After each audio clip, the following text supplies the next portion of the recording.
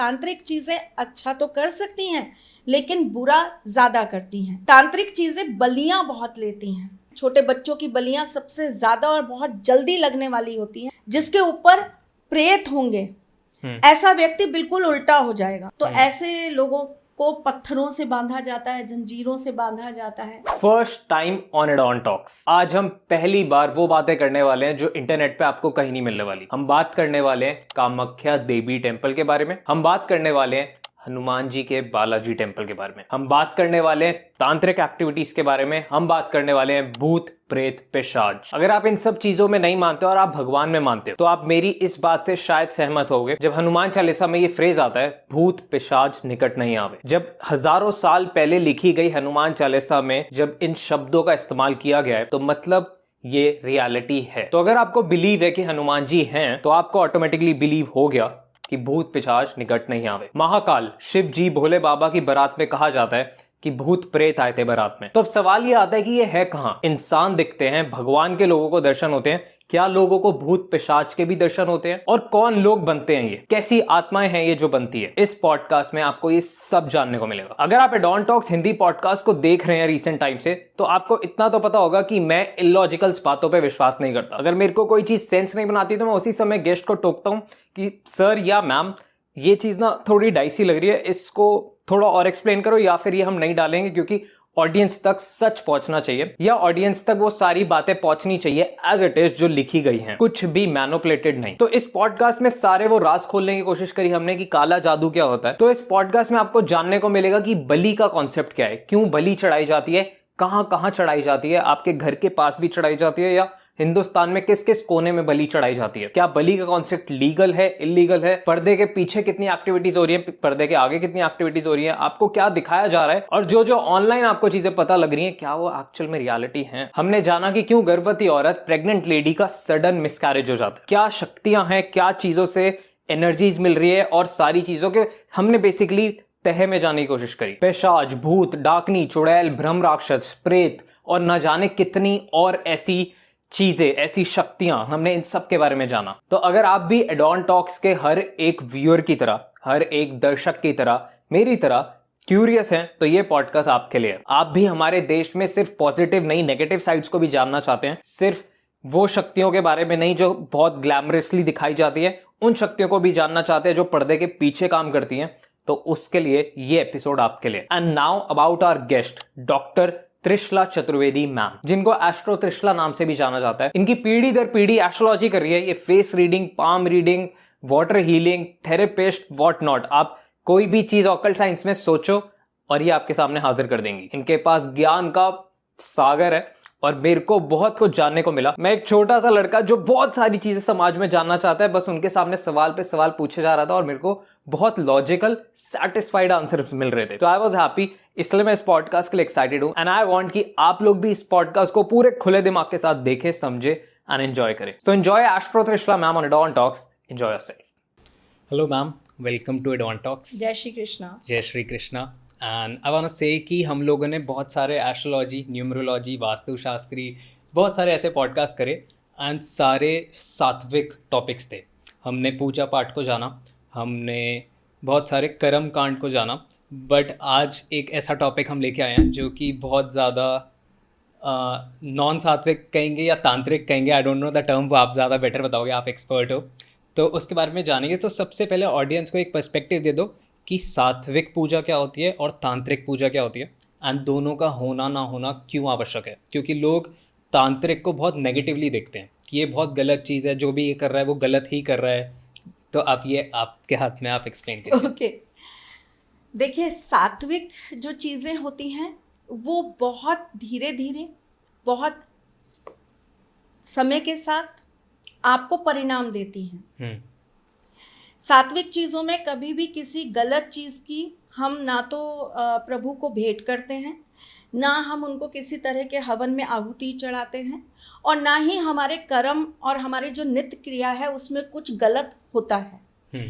तांत्रिक चीज़ें जो होती हैं वो बहुत जल्दी असर करने वाली होती हैं, एकदम इंस्टेंट, जिसका आपको रिजल्ट मिलता है। तो आप ये कह सकते हैं कि सात्विक जो है वो होम्योपैथिक दवाई है, जो आपको कुछ साइड इफेक्ट कभी नहीं देगी, या तो वो आपके ऊपर असर करेगी या वो आपके लिए बिल्कुल भी नेगेटिव कभी नहीं होगी।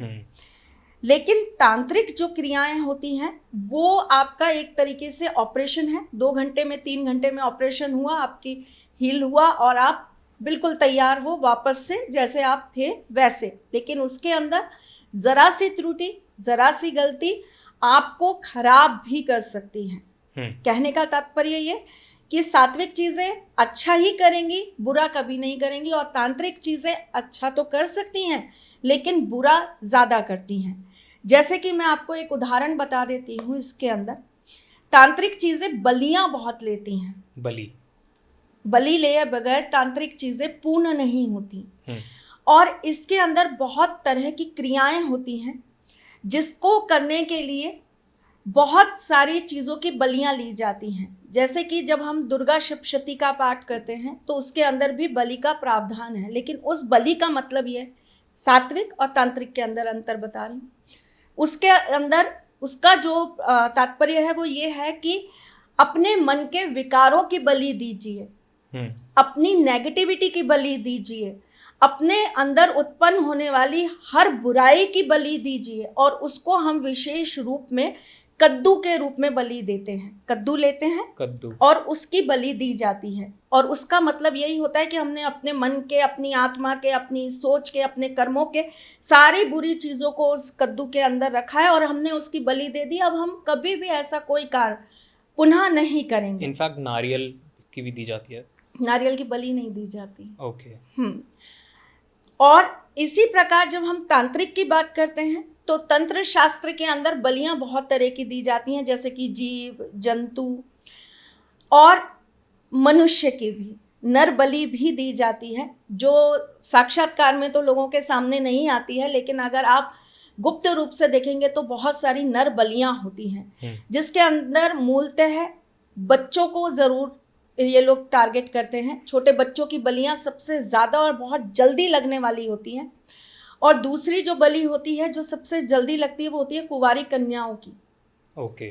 तो ये 2 बलियां जो होती हैं वो तंत्र के अंदर दी जाती हैं, और इनको मतलब ऐसा कहते हैं कि ये देते ही तुरंत कार्य पूर्ण हो जाते हैं और लोगों के कार्य बनने लग जाते हैं। इसी प्रकार से तंत्र शास्त्र के अंदर बहुत सारी शक्तियों के साथ क्रियाएं करवाई जाती हैं, जैसे कि भूत, प्रेत, पिशाच, राक्षस, योगिनी, यक्षिणी, इन लोगों से भी आपको क्रियाएं करवाई जाती हैं। और इसके अंदर क्या होता है कि वो आपसे कुछ ना कुछ डिमांड्स करते हैं।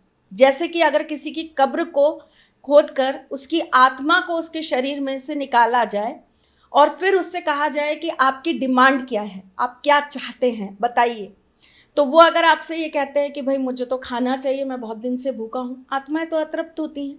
हमारे ऊपर न जाने कितनी हजारों सैकड़ों अतृप्त आत्माएं घूम रही हैं, हमें पता ही नहीं है। इसीलिए हमारे हिंदू धर्म में, सनातन धर्म में कहा जाता है कि मनुष्य को इतने सात्विक कर्म करने चाहिए कि वो चीज़ें हमारी रीच से भी बहुत दूर रहें। ओके। ठीक, तो उन्हें उठाया जाता है। अब उन्होंने कहा मुझे तो खाना खाना है, अब खाने में भी पर्टिकुलर आपको क्या खाना है, मुझे तो रसगुल्ला ही खाना है, या मुझे तो मांस ही चाहिए, या मुझे तो भाई रोटी दाल खानी है। तो वो जो भी डिमांड करेंगे वो उनको दे दिया जाएगा, और जब उनको दे दिया जाएगा तो फिर वो आपसे पूछेंगे अब बताओ आपने मुझे ये खिलाया है तो आप मुझसे क्या चाहते हो। तो उनसे ये कहा जाता है कि फलाना व्यक्ति है, उसका ये काम है, आप करके दीजिए, तो करा जाता है। इसी में मैं आपको एक चीज़ बताती हूँ। एक होता है ऐसा पिशाच, आपने पिशाच के बारे में सुना होगा। हाँ। एक ऐसा पिशाच होता है जो केवल और केवल गर्भ के बच्चों को खाता है। ओके, थोड़ा एक्सप्लेन करो आप ऑडियंस को। गर्भ के बच्चों को खाने का मतलब यही है कि आप किसी तांत्रिक के पास गए, या आप किसी ऐसे व्यक्ति के पास गए जो तांत्रिक शक्तियों से कार्य करता है, या जो ब्लैक मैजिक करते हैं, हाँ। या पैरानॉमिनल चीज़ों के साथ काम करते हैं। वो क्या होता है, उन पिशाचों को बुलाते हैं, उनसे कहते हैं कि फलाने व्यक्ति का ये इच्छा है, ये मनोकामना है, ये चीज़ है। तो वो उनसे ये कहते हैं कि अगर आप इनकी ये चीज़ पूर्ण कराएंगे तो इनके घर में जो भी अब नया वंशज आएगा, या नया जो भी बच्चा इनके घर में जन्म लेगा, उसे मैं ले जाऊंगा। कई लोग तो ये चीज़ क्लियर बता देते हैं अपने यजमानों को, और कई लोग ये बात छुपा जाते हैं, क्योंकि कोई भी एकदम से मुझे लगता नहीं इस चीज़ के लिए रेडी होता है, तो वो लोग छुपा जाते हैं और कह देते हैं ठीक है हम आपका काम करा देंगे। जब उस व्यक्ति विशेष का काम हो जाता है तो उस घर के अंदर जो भी गर्भवती महिला होती है उसको पता भी नहीं होता, और उसके पास वो मंडराता रहता है एक पक्षी के रूप में, और अजीब सी आवाज़ निकालता है वो पक्षी। वो जो प्रेग्नेंट लेडी होती है उनको सुनाई देता है? उनको सुनाई देता है, लेकिन पता ही नहीं है बच्चों को, लेडीज़ को मालूम ही नहीं है, आजकल की जनरेशन की लड़कियों को पता ही नहीं है। वो सोचेंगे कोई होगा ऐसा पक्षी। हाँ। लेकिन अगर आप बड़े बुजुर्गों को बोलेंगे या किसी अच्छे ऐसे व्यक्ति को, ज्ञानी व्यक्ति को बोलेंगे, तो वो तुरंत बता देगा तुम्हारे पीछे ये पिशाच लगा हुआ है, अपने आप को सेव करके रखना। क्या तरीका है सेव रखने का? सेव रखने का तरीका यही है कि आप कभी भी उसके सामने अपना पेट खुला ना छोड़ें। ओके। आपका पेट हमेशा ढका होना चाहिए, वरना वो आपके गर्भ के बच्चे को ले जाएगा और आपका गर्भपात हो जाएगा। जिन लोगों को बहुत बार मिसकैरेजेस होने की प्रॉब्लम होती है, जिनको बार बार मिसकैरेजेस होते हैं, उन्हें ज़रूर चेक करना चाहिए ये चीज़ कि क्या ये उनको फिजिकल प्रॉब्लम है या ऐसी कोई चीज़ उनके साथ है जो बार बार उनके गर्भ से बच्चे को छीन कर ले जा रही है। तो वो आपके इर्द गिर्द घूमेगा। अच्छा, वो इतना मायावी होता है, उसकी शक्तियाँ इतनी अपार होती हैं कि वो किसी की भी आवाज़ निकाल सकता है। आप और मैं बात कर रहे हैं तो वो मेरी या आपकी आवाज़ में भी आवाज़ लगा के उस गर्भवती महिला को अपनी तरफ बुला सकता है। अच्छा। हाँ जी, और वो ये क्रिया एक दिन में नहीं करता, वो बहुत दिन तक रैकी करता है। ओके। बहुत दिन तक रोज आएगा, चेक करेगा, फिर आएगा, चेक करेगा, फिर आएगा, चेक करेगा, और फिर उसके बाद जब उसको सही मौका मिलता है तो वो उस जीव को ले जाता है।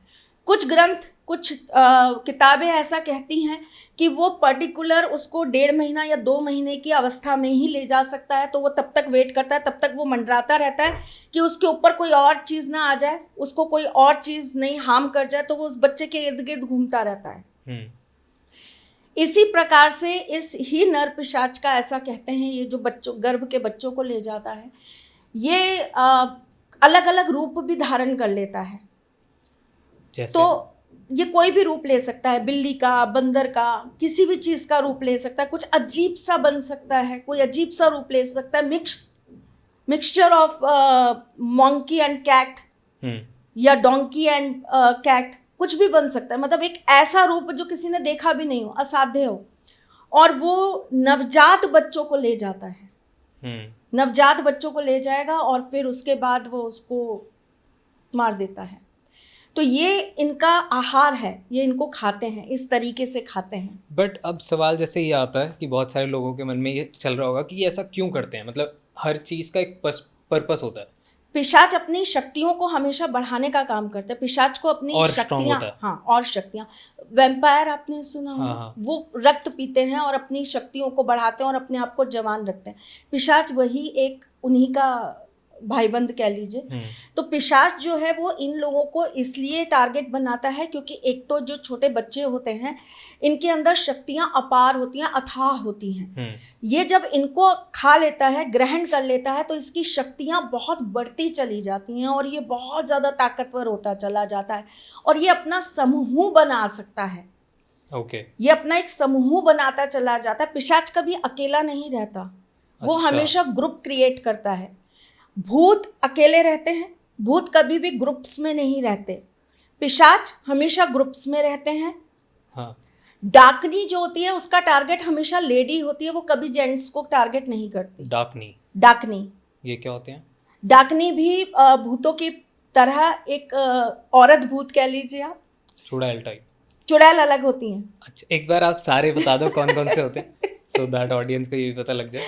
भूत होती है, हाँ। प्रेत होती हैं, प्रेत, डाकनी होती हैं, पिशाच होते हैं, चुड़ैल होती हैं, ब्रह्म राक्षस होते हैं, जिन जिन्नात होते हैं। हाँ।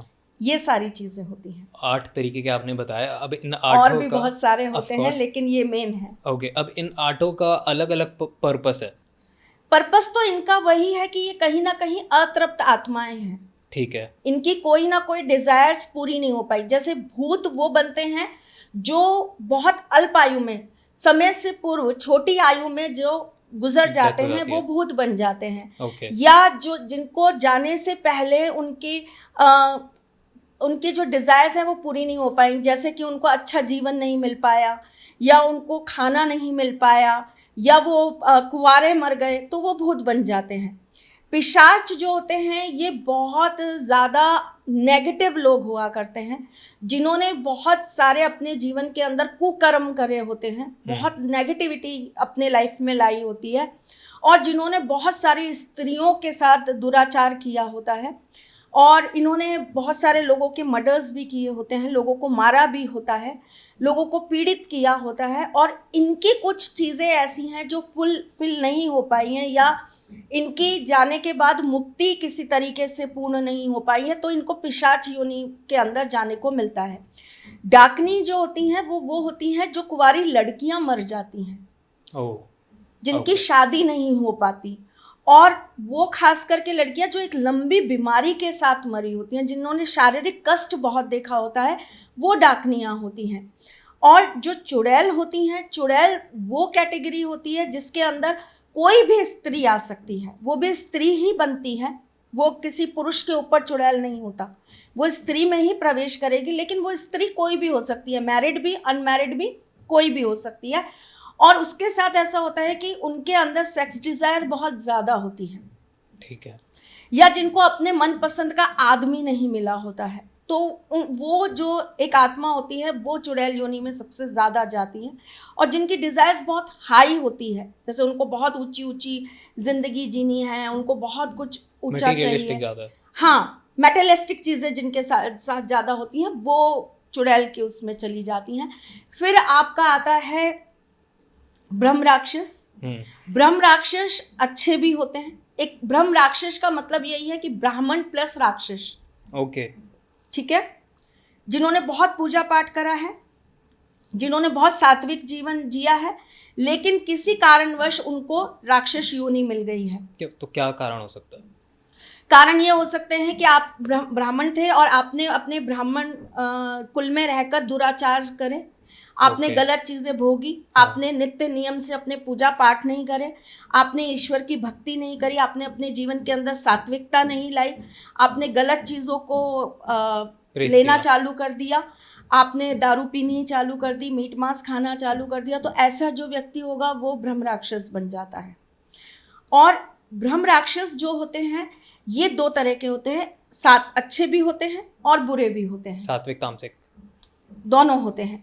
और इसके अंदर ये है कि ये जिस भी जगह होते हैं वहाँ ये बैठकर आपकी डिज़ायर्स को फुलफिल करते हैं, ये आपको ऐसे हार्म नहीं पहुँचाएंगे, कभी भी आपको हेल्प करेंगे अगर वो अच्छे वाले होते हैं। अच्छा, हाँ। इन्हीं को आप रूप दे सकते हैं कि अगर मैं इनको कहूँ कि उर्दू भाषा में, तो ये जिन हैं, जिन भी इसी प्रकार के होते हैं, अच्छे जिन बुरे जिन। अच्छा जिन आपको मिल गया तो वो आपको करोड़पति अरबपति क्या, वो आपको पता नहीं क्या से क्या बना देगा। बुरा जिन मिल गया तो वो आपकी पूरी ज़िंदगी बर्बाद कर देगा। तो इसी तरीके से हमारे ब्रह्म राक्षस और उनके जिन सिमिलैरिटीज़ ही हैं, दोनों में कोई खास अंतर नहीं है। करेक्ट। तो इस तरह से होते हैं, और इनके आने के सिम्टम्स भी अलग होते हैं। जैसे किसी के ऊपर अगर भूत आता है, लोगों को यही नहीं पता, आप किसी के पास गए, उन्होंने कहा तुम्हारे ऊपर ऊपरी है, ऊपरी में क्या है, कैटेगरी है। हाँ। आपको नॉर्मल फीवर हुआ है, आपको कोल्ड कफ हुआ है, आपको वायरल हुआ है, आपको डेंगू हुआ है, आपको मलेरिया हुआ है, ये तो बताइए आप दवाई किसकी खा रहे हैं? आपके ऊपर पिशाच है और आप भूत का उसारा करा रहे हैं, कैसे काम चलेगा? ये कैसे फिगर आउट करेंगे? वही मैं बता रही हूँ। भूत जिसके ऊपर होता है ऐसा व्यक्ति अकेला रहना पसंद करता है। भूत जिसके ऊपर होता है उसकी बॉडी बहुत पेन करती है, उसकी बॉडी शाम के बाद बहुत ज़्यादा अकड़ने लग जाती है जिसके ऊपर भूत होता है। ऐसे व्यक्ति की आँखें हमेशा बहुत ज़्यादा थकी थकी लगती हैं। ऐसा व्यक्ति कमज़ोर होता चला जाता है, इसकी आँखों के नीचे काले घेरे होते चले जाते हैं।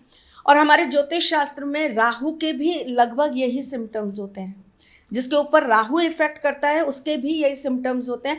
तो इन चीज़ों में भेद कर पाना भी अपने आप में एक बहुत बड़ी कला और ज्ञान है, और ये कोई ज्ञानी व्यक्ति ही कर पाएगा कि इसके ऊपर भूत का वास है या राहु का वास है, क्योंकि दोनों सेम ही हैं। सिम्टम्स मैच है, बिल्कुल सेम है।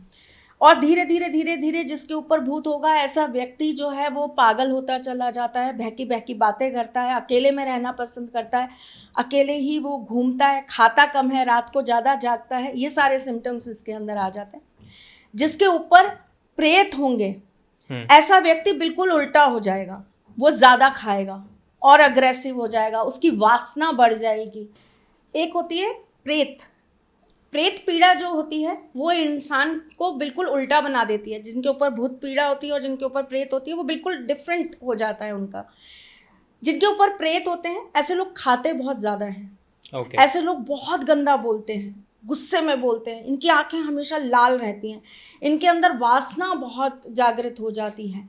ऐसे लोग जो हैं वो ज़्यादातर बिना कपड़ों के घूमना पसंद करते हैं, कम से कम कपड़े अपने तन पर डालते हैं। ऐसे लोगों को बिल्कुल बर्दाश्त नहीं होता कि उनके इर्द गिर्द कोई भी भगवान का नाम ले, घंटी बजे या कोई भी सात्विक चीज़ें हों, बिल्कुल बर्दाश्त नहीं कर सकते ये लोग। और इनका सबसे बड़ा सिम्टम ये होता है कि ये ऐसे व्यक्ति की ताकत को बढ़ाते चले जाते हैं, वो फिजिकली बहुत ज़्यादा स्ट्रॉन्ग होता चला जाता है ऐसा व्यक्ति, उसका वज़न अथाह रूप से बढ़ने लग जाता है। इसी प्रकार एक होती है आपकी चुड़ैल और एक होती है डाकनी। जो डाकनी होती हैं उनके सिम्टम्स लेडी पर होते हैं तो बिल्कुल भूत जैसे होते हैं, शरीर कमज़ोर हो जाएगा, वो रोती रहेगी, वो कम खाएगी, वो शाम के बाद बहुत बहकी बहकी बातें करने लगेगी, वो अकेले बैठेगी, वो अपना कभी भी नहाएगी नहीं, अपने आप को ठीक नहीं रखेगी, संवारेगी नहीं। लेकिन अगर इसके विपरीत उसके ऊपर चुड़ैल आ जाती है तो वो बहुत एक्टिव हो जाती है, वो लोगों को देखकर अजीब अजीब तरीके से रिएक्शन करती है, वो खाती बहुत ज़्यादा है, बहुत ज़्यादा खाती है और उनके अंदर ताकत बहुत बढ़ जाती है। इतनी ताकत बढ़ जाती है कि एक नॉर्मल लेडी के अंदर उतनी ताकत हो ही नहीं सकती। वो किसी को भी अपना शिकार बना सकती है, वो किसी की भी बलि चढ़ा सकती है, किसी को भी अपने वश में कर सकती है, किसी भी तरीके से किसी को अपने अट्रैक्शन में ला सकती है। ये काम जो है ये चुड़ैल बहुत आराम से कर लेती है।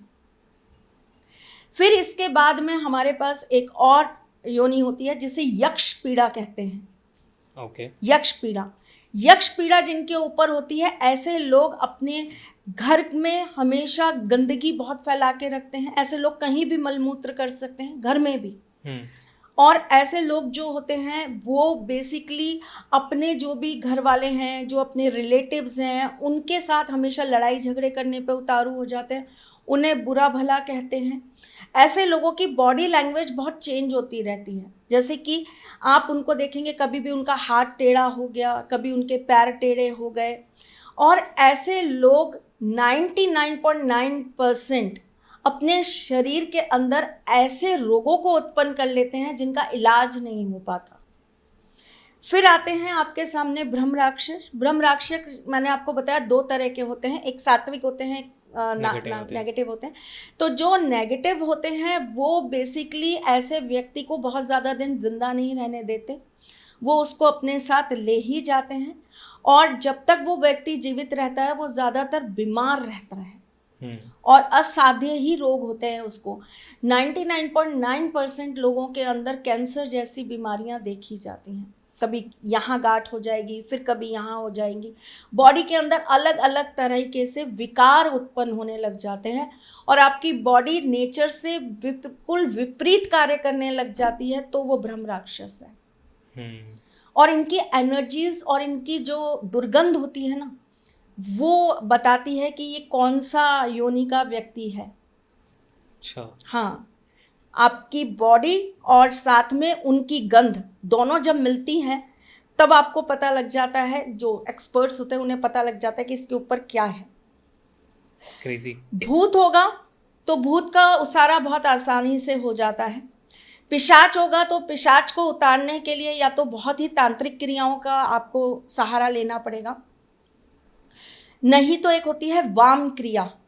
वाम क्रिया जो जंगली सुअर होते हैं उनके द्वारा कराई जाती है ये क्रिया। अलग अलग क्रियाएं होती है, जैसे कि वो अक्सर क्या है कीचड़ में बैठते हैं, उनके नीचे की जो मिट्टी होती है वो नम होती है, पानी वाली ज़्यादा होती है, तो उस मिट्टी को लिया जाता है और उसको पानी में और मिला के फिर पीड़ित व्यक्ति को उससे स्नान कराया जाता है।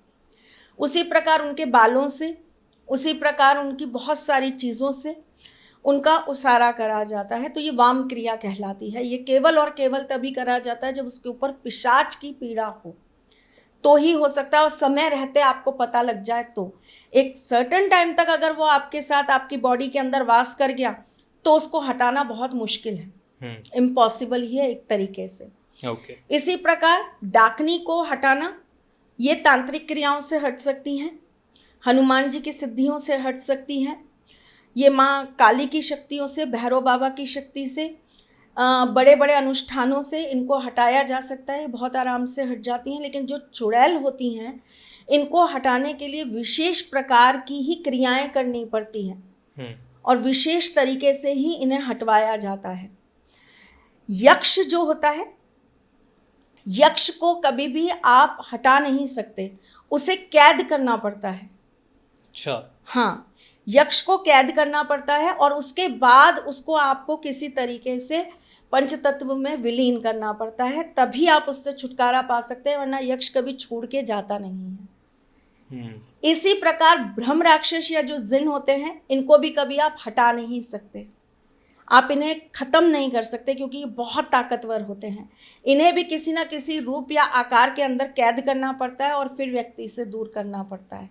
ये एक पूरी क्रिया होती है और फिर एक पर्टिकुलर जगह पे जाकर इनको वहाँ पर वास करने के लिए छोड़ दिया जाता है, तब जाकर ये वहाँ से मुक्त होते हैं। मैं यहाँ नहीं बता सकती, क्योंकि कहीं कोई गलत तरीके से इसका यूज़ कर लेगा तो बहुत नुकसान हो जाएगा। Of course. तो ये एक बहुत बड़ी प्रोसेसेस होती हैं जिनके अंदर बहुत विद्वान पंडित भी लगते हैं, सही मंत्रोच्चारण भी होने चाहिए, सही क्रियाएं भी होनी चाहिए और सही तरीके से उनको, क्योंकि देखिए मैं एक इंसान होकर आपसे एक बात कहती हूँ कि वो जो जीव आत्माएं हैं ना, वो भी कहीं ना कहीं अतृप्त हैं। उनको अपने जीवन में शायद कुछ ऐसा नहीं मिला जिसकी वजह से वो इस योनि में चले गए, वरना कोई भी, आज आप हैं, मैं हूँ, हर व्यक्ति भगवान का नाम सिर्फ इसलिए लेता है कि उसको इस जीवन से मोक्ष प्राप्त हो जाए। थोड़ा भी पुण्य वो इसलिए करता है कि हमें मोक्ष प्राप्त हो जाए। लोग कहते हैं गंगा जी में जाकर स्नान करने से पाप धुल जाते हैं, तो लोग इसलिए गंगा जी में जाकर अपने आप को स्नान करवाते हैं कि हमारे पाप धुल जाएंगे, हम इस जीवन मरण के चक्र से बाहर निकल जाएंगे। कोई व्यक्ति नहीं चाहता कि वो भूत बने, प्रेत बने, पिशाच बने, कोई नहीं चाहता। वो जीवन बहुत कठिन है, बहुत पीड़ादायक है और बहुत बहुत दुखदाई है। मेरे सामने तो इतने सारे एग्जाम्पल्स हैं जहां मैं ये कह सकती हूँ कि लोगों ने आकर, जिनके साथ ऐसी चीज़ें हैं, उनके अंदर की आत्माओं ने आकर ये बोला है कि हमें मोक्ष दिलाओ, मोक्ष दो हमें। ऐसी बहुत सारी जगह हैं जहाँ पर अगर आपके पास थोड़ी भी शक्ति है तो आपको सुनाई देगा कि आत्माएं बोलती हैं मोक्ष मोक्ष मोक्ष, क्योंकि वो बहुत ही ज़्यादा पीड़ित होती हैं। तो कोई नहीं चाहता उसमें जाना, किसी भी व्यक्ति विशेष का मन नहीं होता। ये तो उसके कर्म है या ये उसकी बुद्धिहीन हो जाती है जो वो ऐसे कर्म इस दुनिया के अंदर आके करता है कि उसको ऐसी योनि में जाना पड़ता है। तो उनकी भी हमें रिस्पेक्ट करनी चाहिए, उनकी भी हमको कदर करनी चाहिए। तो कभी भी ऐसी शक्तियों को जब आप किसी व्यक्ति के ऊपर से हटाएं या ऐसी शक्तियों को जब भी आप किसी व्यक्ति से दूर करें, तो आप इस चीज़ का भी ध्यान रखें कि उन जो वो चीज़ें हैं, जो उस योनि के लोग हैं या आत्माएं हैं, उनको भी पीड़ा ना मिले। हम उनको एक पीड़ा में से निकालकर दूसरी पीड़ा में ना डाल दें। ये एक इंसान होने के नाते हमारे अंदर सबसे पहला हमारा कर्म होना चाहिए।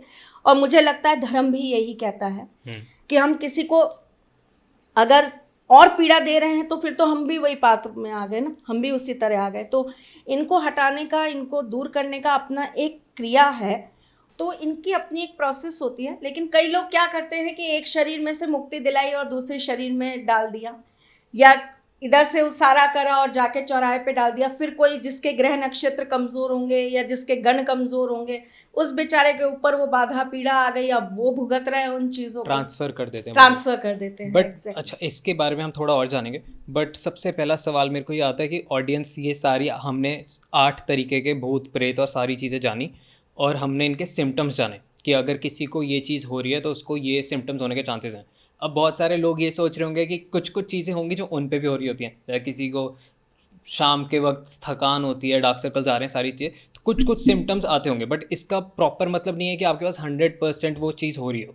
तो मैं चाह रहा हूँ कि मिसलीडिंग ना हो जाए, क्योंकि बहुत सारे कमज़ोर दिल के लोग ना क्या ऐसे ले लेंगे इसको कि यार शायद मेरे पर शक्ति है। तो आई वांट टू नो कि आप ये भी अच्छे से एक्सप्लेन कर दो कि जितने लोग देख रहे हैं वो मिसलीड ना हो जाएं, और इसका क्या मतलब होता है? बहुत छोटी छोटी लकीरें होती हैं बेटा इन चीज़ों के बीच हाँ। में। तो पहले तो जब अगर आपको लगता है आपको ज़रा भी कोई बीमारी होती है तो आप किसी डॉक्टर के पास जाते हैं और हाँ। किसी एक्सपर्ट के पास जाते हैं। हाँ। जो आपको सबसे पहले तो ये बताता है कि आपको बीमारी प्रॉपर है क्या। जैसे मैंने आपको बताया कि अगर आपको फीवर है, आपको फ्लू है या आपको मलेरिया है, डेंगू है, तो डॉक्टर ही आपका वहाँ पे डायग्नोज करेगा और आपको बताएगा कि आपको प्रॉपर प्रॉब्लम क्या है। जब आपकी प्रॉब्लम वो डायग्नोज करेगा तो उसे बहुत अच्छे से पता होता है कि ये आपको ग्रहों की वजह से पीड़ा हो रही है या ये आपको वास्तव में किसी ऊपरी चीज़ों की वजह से पीड़ा हो रही है। ये एक आपको अच्छा ज्योतिषी, एक अच्छा सात्विक पंडित आपको बहुत अच्छे से बता सकता है कि इसमें दिक्कत आपको कहाँ आ रही है। और इसके लिए कुछ कुछ टेस्ट होते हैं, जैसे कि पालक का एक टेस्ट होता है, हाँ, जैसे कि नींबू से टेस्ट होता है, हाँ। जैसे कि पानी से टेस्ट होता है। इनसे पता चल जाता है कि आपके ऊपर किस प्रकार की ग्रह पीड़ा है या भूत प्रेत बाधा है। ये टेस्ट लोग खुद कर सकते हैं या ये फिर सेल्फ एक्सपर्ट करा चाहिए? जाता है, ये अच्छा। सेल्फ करा जाता है और इसके लिए हम उनको गाइड करते हैं कि कब करना होता है, कैसे करना होता है। तिथि होती है इसकी प्रॉपर? तिथि भी होती है, दिनवार भी होता है, और फिर देखा जाता है कि उस व्यक्ति को वो पीड़ा कितने टाइम से चल रही है। उसके हिसाब से हम उनको ये टेस्ट करने के लिए बता देते हैं कि आप ये टेस्ट करके देखिए, अगर ऐसा है तो आपको ये सिम्टम्स दिखाई देंगे और अगर ऐसा है तो ये सिम्टम्स दिखाई देंगे। और इसके अंदर उनका हार्म कुछ नहीं होता, उनका कोई भी हार्म नहीं होता। जैसे पालक वाला मैं आपको फॉर एग्जांपल बता देती हूँ। पालक वाले का ये होता है कि हम ऐसा बोलते हैं कि 1.5 किलो पालक लीजिए, अपने सर के नीचे रखकर सोइए। अच्छा। और अगले दिन सुबह उठते साथ, एकदम उठते साथ, क्योंकि जिसके ऊपर भी ऐसी ग्रह पीड़ा होगी वो व्यक्ति बड़े चैन से सोएगा। ठीक है। उसको कोई चीज़ दिक्कत नहीं करेगी, वो आराम से सो जाएगा, उसको कोई चीज़ परेशान ही नहीं करेगी। लेकिन अगर उसके ऊपर कोई पैरानॉमिनल चीज़ है, भूत है, प्रेत है या कुछ भी है, तो ऐसा व्यक्ति जो है वो थोड़ी थोड़ी देर में उठेगा, बार बार उठेगा, नींद टूटेगी और वो बार बार उठेगा। ठीक है। और जब अगले दिन सुबह उसको बिल्कुल जैसे सूर्य उदय हो जाता है, उसको वो पालक लेनी है, ले जाकर उसको किसी गाय के सामने रख देनी है। अगर सिर्फ ग्रह पीड़ा है ना तो गाय ज़रूर उसे खा लेगी, चाहे कम चाहे ज़्यादा, वो खा लेगी उसे। लेकिन अगर कोई नेगेटिव चीज़ है तो वो सूंघेगी और छोड़ देगी, वो कभी भी उसे खाएगी नहीं। और सुबह सुबह क्यों बोल रही हूँ, क्योंकि ये टेस्ट सुबह सुबह करने से गाय ने सुबह तो कुछ खाया ही नहीं होता, दिन भर तो वो कुछ भी खा लेती है, कोई ना कोई खाने का सामान उसको मिल ही जाता है दिन भर में। लेकिन सुबह की जो गाय होती है वो बिल्कुल शुद्ध होती है और उसने कुछ खाया भी नहीं होता। तो ऐसी स्थिति में आप उसके सामने पालक डालेंगे तो वो ज़रूर ग्रहण करेगी। पर अगर आपके ऊपर कुछ नेगेटिव होगा तो वो कभी ग्रहण नहीं करेगी, वो उसको सूंघेगी और छोड़ देगी, चाहे वो कितनी भी भूखी हो। क्रॉस चेक करने के लिए दूसरी गाय के पास भी ले जाओ, आप 10 गायों के पास ले जाइए। वैसे पर्टिकुलर इसके अंदर गाय के रंग को भी देखा जाता है। अच्छा। हाँ, तो इस तरीके से बहुत सारे टेस्ट होते हैं और जब 2, 4, 6 टेस्ट जब हो जाते हैं क्लियर, तभी हम उनको बोलते हैं कि मत घबराइए, आपके ऊपर कुछ नहीं है, आप सिर्फ ग्रह बाधाओं से ही पीड़ित हैं। क्योंकि आप किसी भी ऐसे व्यक्ति के पास जाएंगे जिसे ना ज्योतिष का ज्ञान है, ना वो किसी और तरह की विद्याओं को जानते हैं, तो वो जब भी आपके सिम्टम्स सुनेंगे, आपको अच्छा शारीरिक दिक्कत आ रही है, मानसिक आ रही है, पैसों में दिक्कत आ रही है, कोई पैसा खा गया आपका कहीं पे कोई नुकसान हो गया, तो वो सीधा आपको क्या बोलेगा, तुम्हारे ऊपर किसी ने कुछ कर रखा है। 99.9% व्यक्ति ये बोलता है आपके ऊपर किसी ने कुछ कर रखा है। पति किसी और के साथ है, आपके ऊपर किसी ने कुछ कर रखा है, उस औरत ने कुछ कर दिया।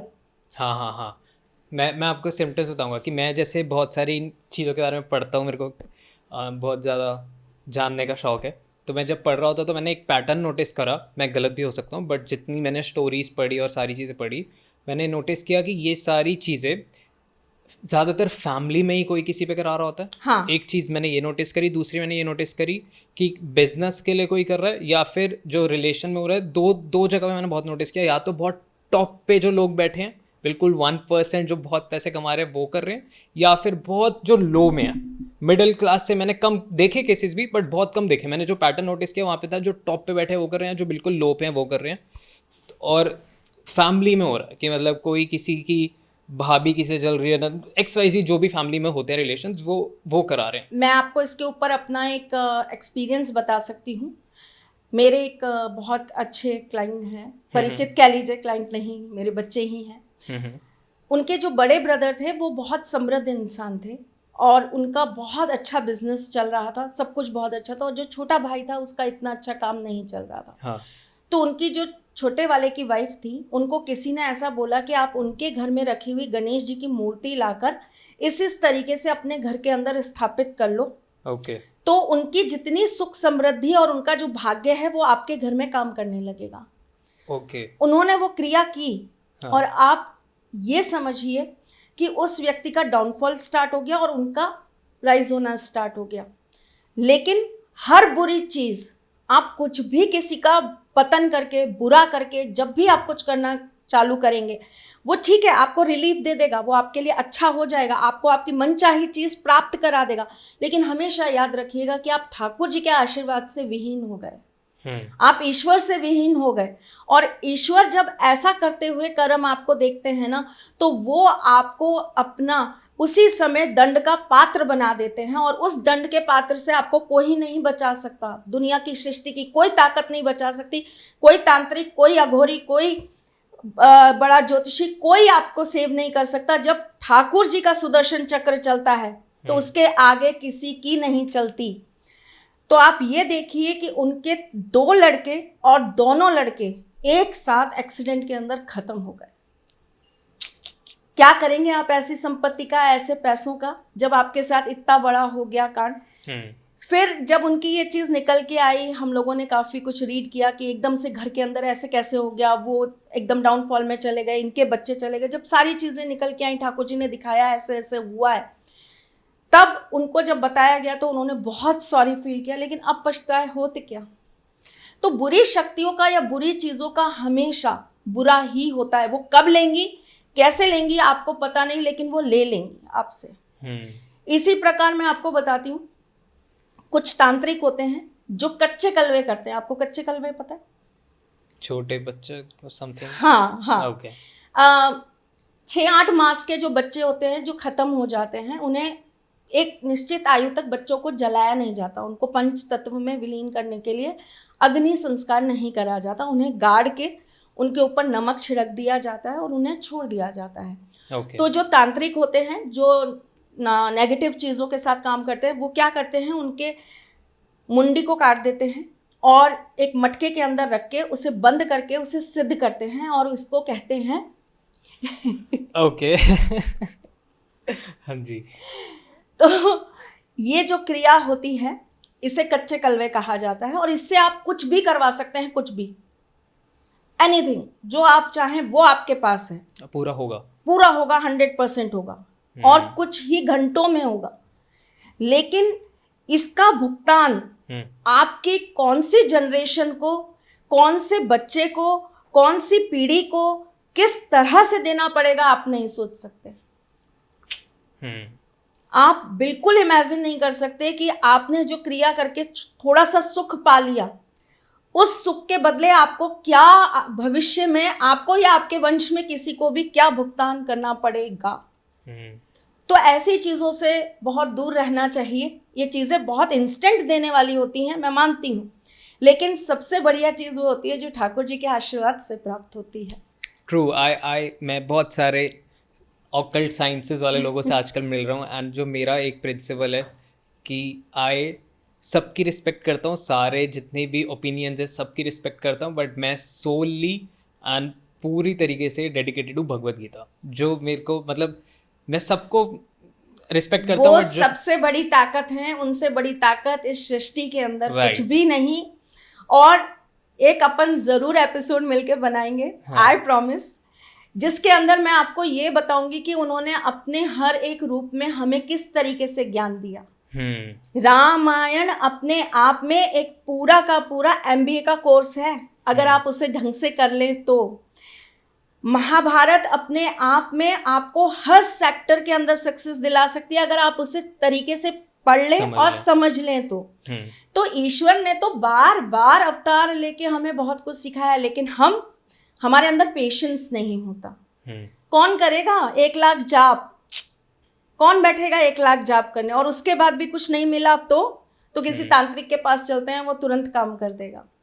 और आप यकीन मानिए, मुझे 36 इयर्स हो गए अपनी इस इंडस्ट्री में काम करते हुए, मैंने आज तक कभी भी तंत्र को हाथ नहीं लगाया, जबकि आप मुझे तंत्र की किसी भी चीज़ को उठाकर पूछ लीजिए, मैं आपको तंत्र के बारे में हर गोपनीय और गुप्त चीज़ें बता सकती हूँ, मंत्र बता सकती हूँ कि तंत्र का कौन सा मंत्र कब कैसे किसके लिए काम करेगा। मैंने अपनी थीसिस ही की थी रावण संहिता पर। ओके। हाँ जी। और रावण इस दुनिया का, इस पूरी सृष्टि का सबसे पहला ऐसा तांत्रिक था जिसने तंत्र स्वयं शिवजी से सीखा था। ठीक है, तो आप सोचिए कि जिनके ऊपर मैंने थीसिस लिखी है, मैं आपको एक पत्ती से बता सकती हूँ तंत्र कैसे होता है। अभी ये इस समय जो है दिवाली का टाइम चल रहा है, एक होता है हमारे घर के आसपास ही उग जाता है, बहुत सारे लोगों ने देखा होगा, गुंजा का एक पेड़ होता है। आपको पता है वो गुंजा इतनी ताकतवर चीज़ है कि अगर आप उसको सात्विक चीज़ों के साथ यूज़ कर ले तो वो आपको बहुत कुछ दे सकती है, और अगर आप उसके ऊपर तांत्रिक मंत्र करके कुछ कर दें तो आप खड़े खड़े व्यक्ति को मरण क्रिया तक ले जा सकते हैं। ठीक है, तो ये ऐसी चीज़ें हैं जो वनस्पति, पशु पक्षी, उल्लू से सबसे ज़्यादा तंत्र किया जाता है। ओके। अच्छा, आप मुझसे पूछ रहे थे तो अब बात ही चली है पशु पक्षियों की, तो मैं बता देती हूँ। तीतर सुना है आपने? किसी व्यक्ति को बहुत सरल तरीके से ये जानना हो कि उसके घर के अंदर तंत्र मंत्र हुआ है या नहीं, उस व्यक्ति को अपने घर के अंदर तीतर पाल लेने चाहिए। ओके। अगर 11 दिन 21 दिन वो तीतर जीवित रह गए तो ऐसे व्यक्ति के ऊपर कोई तंत्र मंत्र नहीं है, ग्रह बाधा है। और अगर वो 11 दिन या 21 दिन के अंदर मर गए तो 100% बहुत ज्यादा नकारात्मकता है। हाय, मैं उन सब लोगों को बता दूं जो मेरे को गाली दे रहे हैं, जो मेरे को बोल रहे हैं कि वरुण भाई प्लीज बीच में आके ये मत बोलो कि सब्सक्राइब कर लो। तो जितना हमने बोला है, मैंने सोचा था कि मैं रोक दूं, पर एनालिटिक्स देखने के बाद ये पता लगा है कि जितने एपिसोड में हमने बोला है कि सर प्लीज सब्सक्राइब कर दो, मैम प्लीज सब्सक्राइब कर दो, आप देख के जा रहे हो 93% लोगों ने सब्सक्राइब नहीं किया। वो रेशियो अब कम हो गया, 85% रह गया। पर प्लीज 85% लोग भी अगर सब्सक्राइब कर देंगे तो ये चैनल 100 के जल्दी से अचीव कर लेगा। तो बस छोटी सी रिक्वेस्ट है, जल्दी से सब्सक्राइब कर लो। आई नो पॉडकास्ट बहुत इंटरेस्टिंग है, आप लोग खो जाते हो, तो मैं जल्दी से बस 1 सेकंड का समय और लूंगा और बोलूंगा प्लीज जल्दी से सब्सक्राइब कर लो। This is your channel, this is your adult talks Hindi podcast. Enjoy yourself. Sorry for the inconvenience, bye. तो इन चीज़ों से बचा कैसे जाए? जैसे कि अब यहाँ पे तो देखो, एक चीज़ होती है कि मैं अपने कर्म कर रहा हूँ, मैं अगर बुरे कर रहा हूँ तो मेरे को बुरा मिलेगा, मैं अच्छे कर रहा हूँ तो मेरे को अच्छा मिलेगा। बट अगर कोई तीसरा इंसान मेरे पे तंत्र कर रहा है तो मैं कितना भी अच्छा करूँ, मेरे को फिर भी तो बुरा इम्पैक्ट पड़ रहा है, तो मैं उससे कैसे बचूँ? आप अपने ऑरा को हमेशा इतना स्ट्रांग क्रिएट करके रखिए कि आपके ऊपर कोई तीसरा कुछ कर ही ना पाए। ओके। लोग मुझसे कहते हैं ये दादी नानी के ज़माने की बात करती हैं। ये बहुत पुरानी बातें करती हैं कि जब आप सुबह उठते हैं तो अपने चूल्हे की गैस को जलाने से पहले आप उसको फूंक दीजिए कि उस पर बैठा हुआ एक सूक्ष्म कीटाणु भी नहीं मरना चाहिए। तो उनको लगता है इतना किसके पास टाइम है, बासी आटा फ्रिज में मत रखिए, किसके पास टाइम है, सुबह 5 बजे उठ के रोटी बनानी है, कौन उठ के आटा गूंथेगा। भाई आप 10 मिनट रोटी बनाने में लगाएंगे तो 5 मिनट में आटा भी लग जाएगा। सोच का फर्क है। बासी सब्जियों को नहीं रखना चाहिए, बनी हुई सब्जियों को बेड पे बैठ के खाना नहीं खाना चाहिए, भूत प्रेत आपके इर्द गिर्द घूमते हैं। बड़े बुजुर्गों ने बहुत सरल तरीके से हमारे जीवन को सुधारने के लिए हमें ऐसी ऐसी बातें समझाई हैं जिन्हें हम अंधविश्वास का मान देते हैं, रूप देते हैं कि ये तो अंधविश्वास फैला रहे हो आप लोग। हाँ। लॉट्स ऑफ कमेंट्स इंस्टाग्राम पर इतने कमेंट्स आते हैं जब मैं ऐसी बातें सिखाने जाती हूँ, अंधविश्वास फैला रहे हो मैडम। लोग मंगल तक पहुंच गए, चांद तक पहुंच गए, चांद तक और मंगल तक तो हम जाने कब के पहुंचे हुए हैं साहब। तभी तो हम उनके बारे में आपको बताते कि आपके शरीर में चंद्रमा कहाँ है और मंगल कहाँ है। आपको मंगल से कौन सी पीड़ा होगी ये हम आपको यहीं बैठे बैठे बता देते हैं। नासा तो अब कोशिश कर रहा है, या इसरो तो अब कोशिश कर रहा है उन तक पहुंचने की। हमने तो कब का संशोधन करके बता दिया कि चंद्रमा और मंगल पे क्या मिलेगा और क्या नहीं मिलेगा। ठीक इसी प्रकार जो छोटी छोटी चीज़ें होती हैं, अगर हम इनको बहुत अच्छी से अपने साथ लेके चलते हैं तो ये चीज़ें हमारे ऑरा को और ज़्यादा स्ट्रांग बना देती हैं।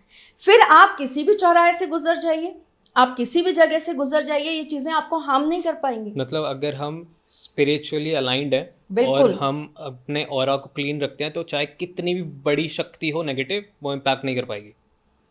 ओके। हम कैसे लड़ लेते हैं इन चीज़ों से? हमारे पास जब कोई ऐसा पीड़ित व्यक्ति आता है, हम कैसे उसका उसारा कर देते हैं, हम कैसे उसको उस पीड़ा से बाहर निकाल देते हैं। एक डॉक्टर जब तक फिजिकली खुद स्ट्रांग नहीं होगा, वो किसी मरीज का इलाज कैसे कर पाएगा? उसके बैक्टीरिया तो उसको भी टच करेंगे ना। तो आप सोचिए, हमने अपने जीवन को अगर इतना सात्विक बना रखा है, हमारा ऑरा अगर इतना स्ट्रांग है कि ऐसी चीज़ें हमारे इर्द गिर्द घूम भी नहीं पाती, तो आप क्यों नहीं कर सकते, या हमारी ऑडियंस क्यों नहीं कर सकती? हम भी तो इस दुनिया में वैसे ही आए हैं जैसे आप लोग आए हो। मेरे ऊपर ठाकुर जी की कृपा है, आप पर क्यों नहीं हो सकती? तो ये सिर्फ मानना है। हम साइंस पढ़ते जा रहे हैं और हम नेचर साइंस को भूलते जा रहे हैं, ऐसा क्यों? तो हमें हमेशा अपने ऑरा को इतना स्ट्रांग रखना चाहिए कि ये चीज़ें हमारे इर्द गिर्द आने से भी डरे। आपको मैं एक चीज़ बता देती हूँ, और बहुत सटीक है ये चीज़। आप कभी भी इस चीज़ को अपने जीवन में कहीं भी अप्लाई करके देखिएगा। ये जो चीज़ें होती हैं ना, जितनी भी ये योनियों के जो आत्माएं होती हैं, ये हमारे पास एकदम से नहीं आती। ये हमें एकदम से हमारे अंदर यूँ घुस नहीं जाती जैसे फिल्मों में दिखाते हैं कि एकदम से बॉडी के अंदर घुस गई। नहीं, आप कुछ ऐसा गलत करते हो तब ये आपकी बॉडी के अंदर घुस जाती हैं। जैसे कि 90% जो जेंट्स को भूत प्रेत पिशाच कहीं भी सफर्ड कर जाते हैं, उसका सबसे पहला कारण ये होता है, ये किसी भी पेड़ के नीचे खड़े होकर टॉयलेट करने लगते हैं। हाँ। वो ये भी नहीं देखते ये नीम का पेड़ है, ये पीपल का पेड़ है, ये बरगद का है, ये क्या है क्या नहीं है। तो ऐसी जगहों से वो तुरंत आपके ऊपर आ जाती हैं। ठीक है, आपने शायद सुना होगा चौराहे पे लोग चीज़ें पटक के चले जाते, कहते हैं अरे पैर पड़ गया और ये तो गड़बड़ हो गई, अब तो ये चीज़ तुम्हारे ऊपर आ जाएगी।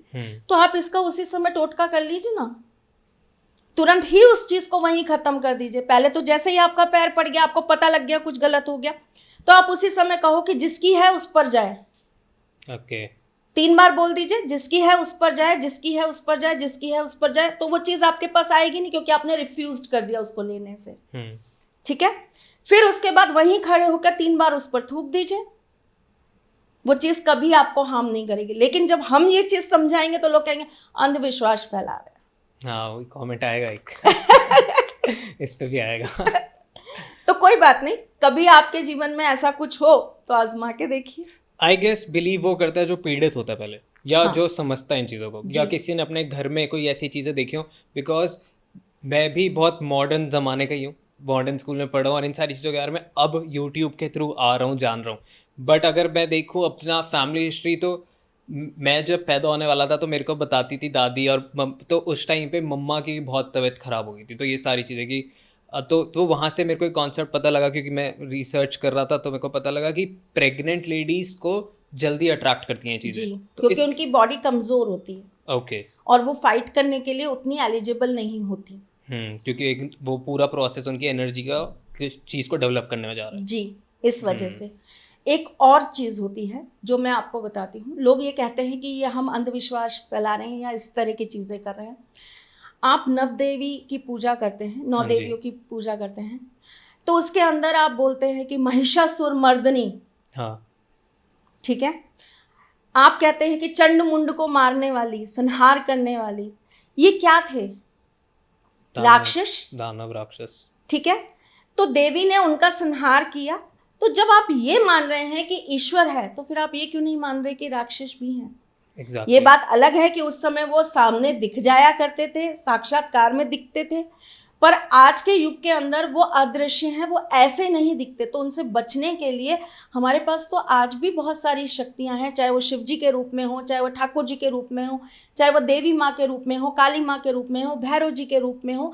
हम तो असीम शक्तियों के साथ घूम रहे हैं। तो हम उन शक्तियों को इतना बढ़ा क्यों नहीं लेते कि ये शक्तियां हमें कभी हार्म ना कर पाए।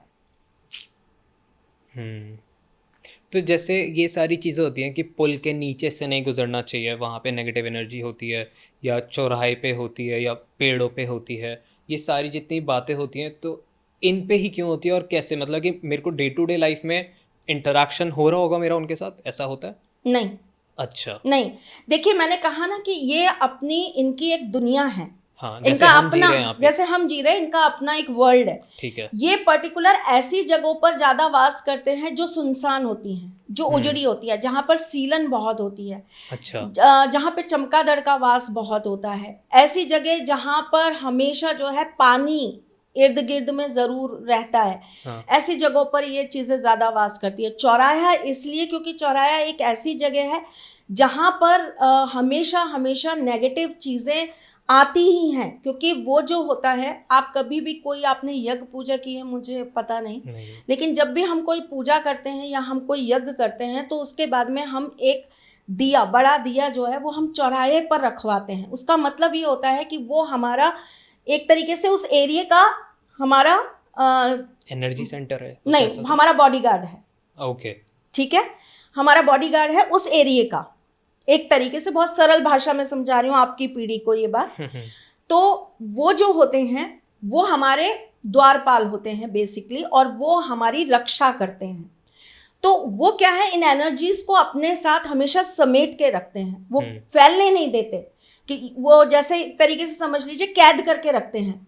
जैसे ही आपने कुछ वहां पर जाकर उल्टी सीधी चीज करना चालू कर दिया तो वो चीज आपके साथ लगकर आ जाएगी और वो भी आपको सेव नहीं कर पाएंगे उस वक्त। जैसे कि अगर आप खुले बाल रखकर चौराया क्रॉस कर गए रात के वक्त और आपके गण उस समय कमजोर हुए, गण कमजोर होने का मतलब वही है कि आपका ऑरा कमजोर हुआ, आप पूजा पाठ वगैरह नहीं मानते या इन चीजों को नहीं सुनते, तो वो चीज आपके साथ जरूर चली आएगी।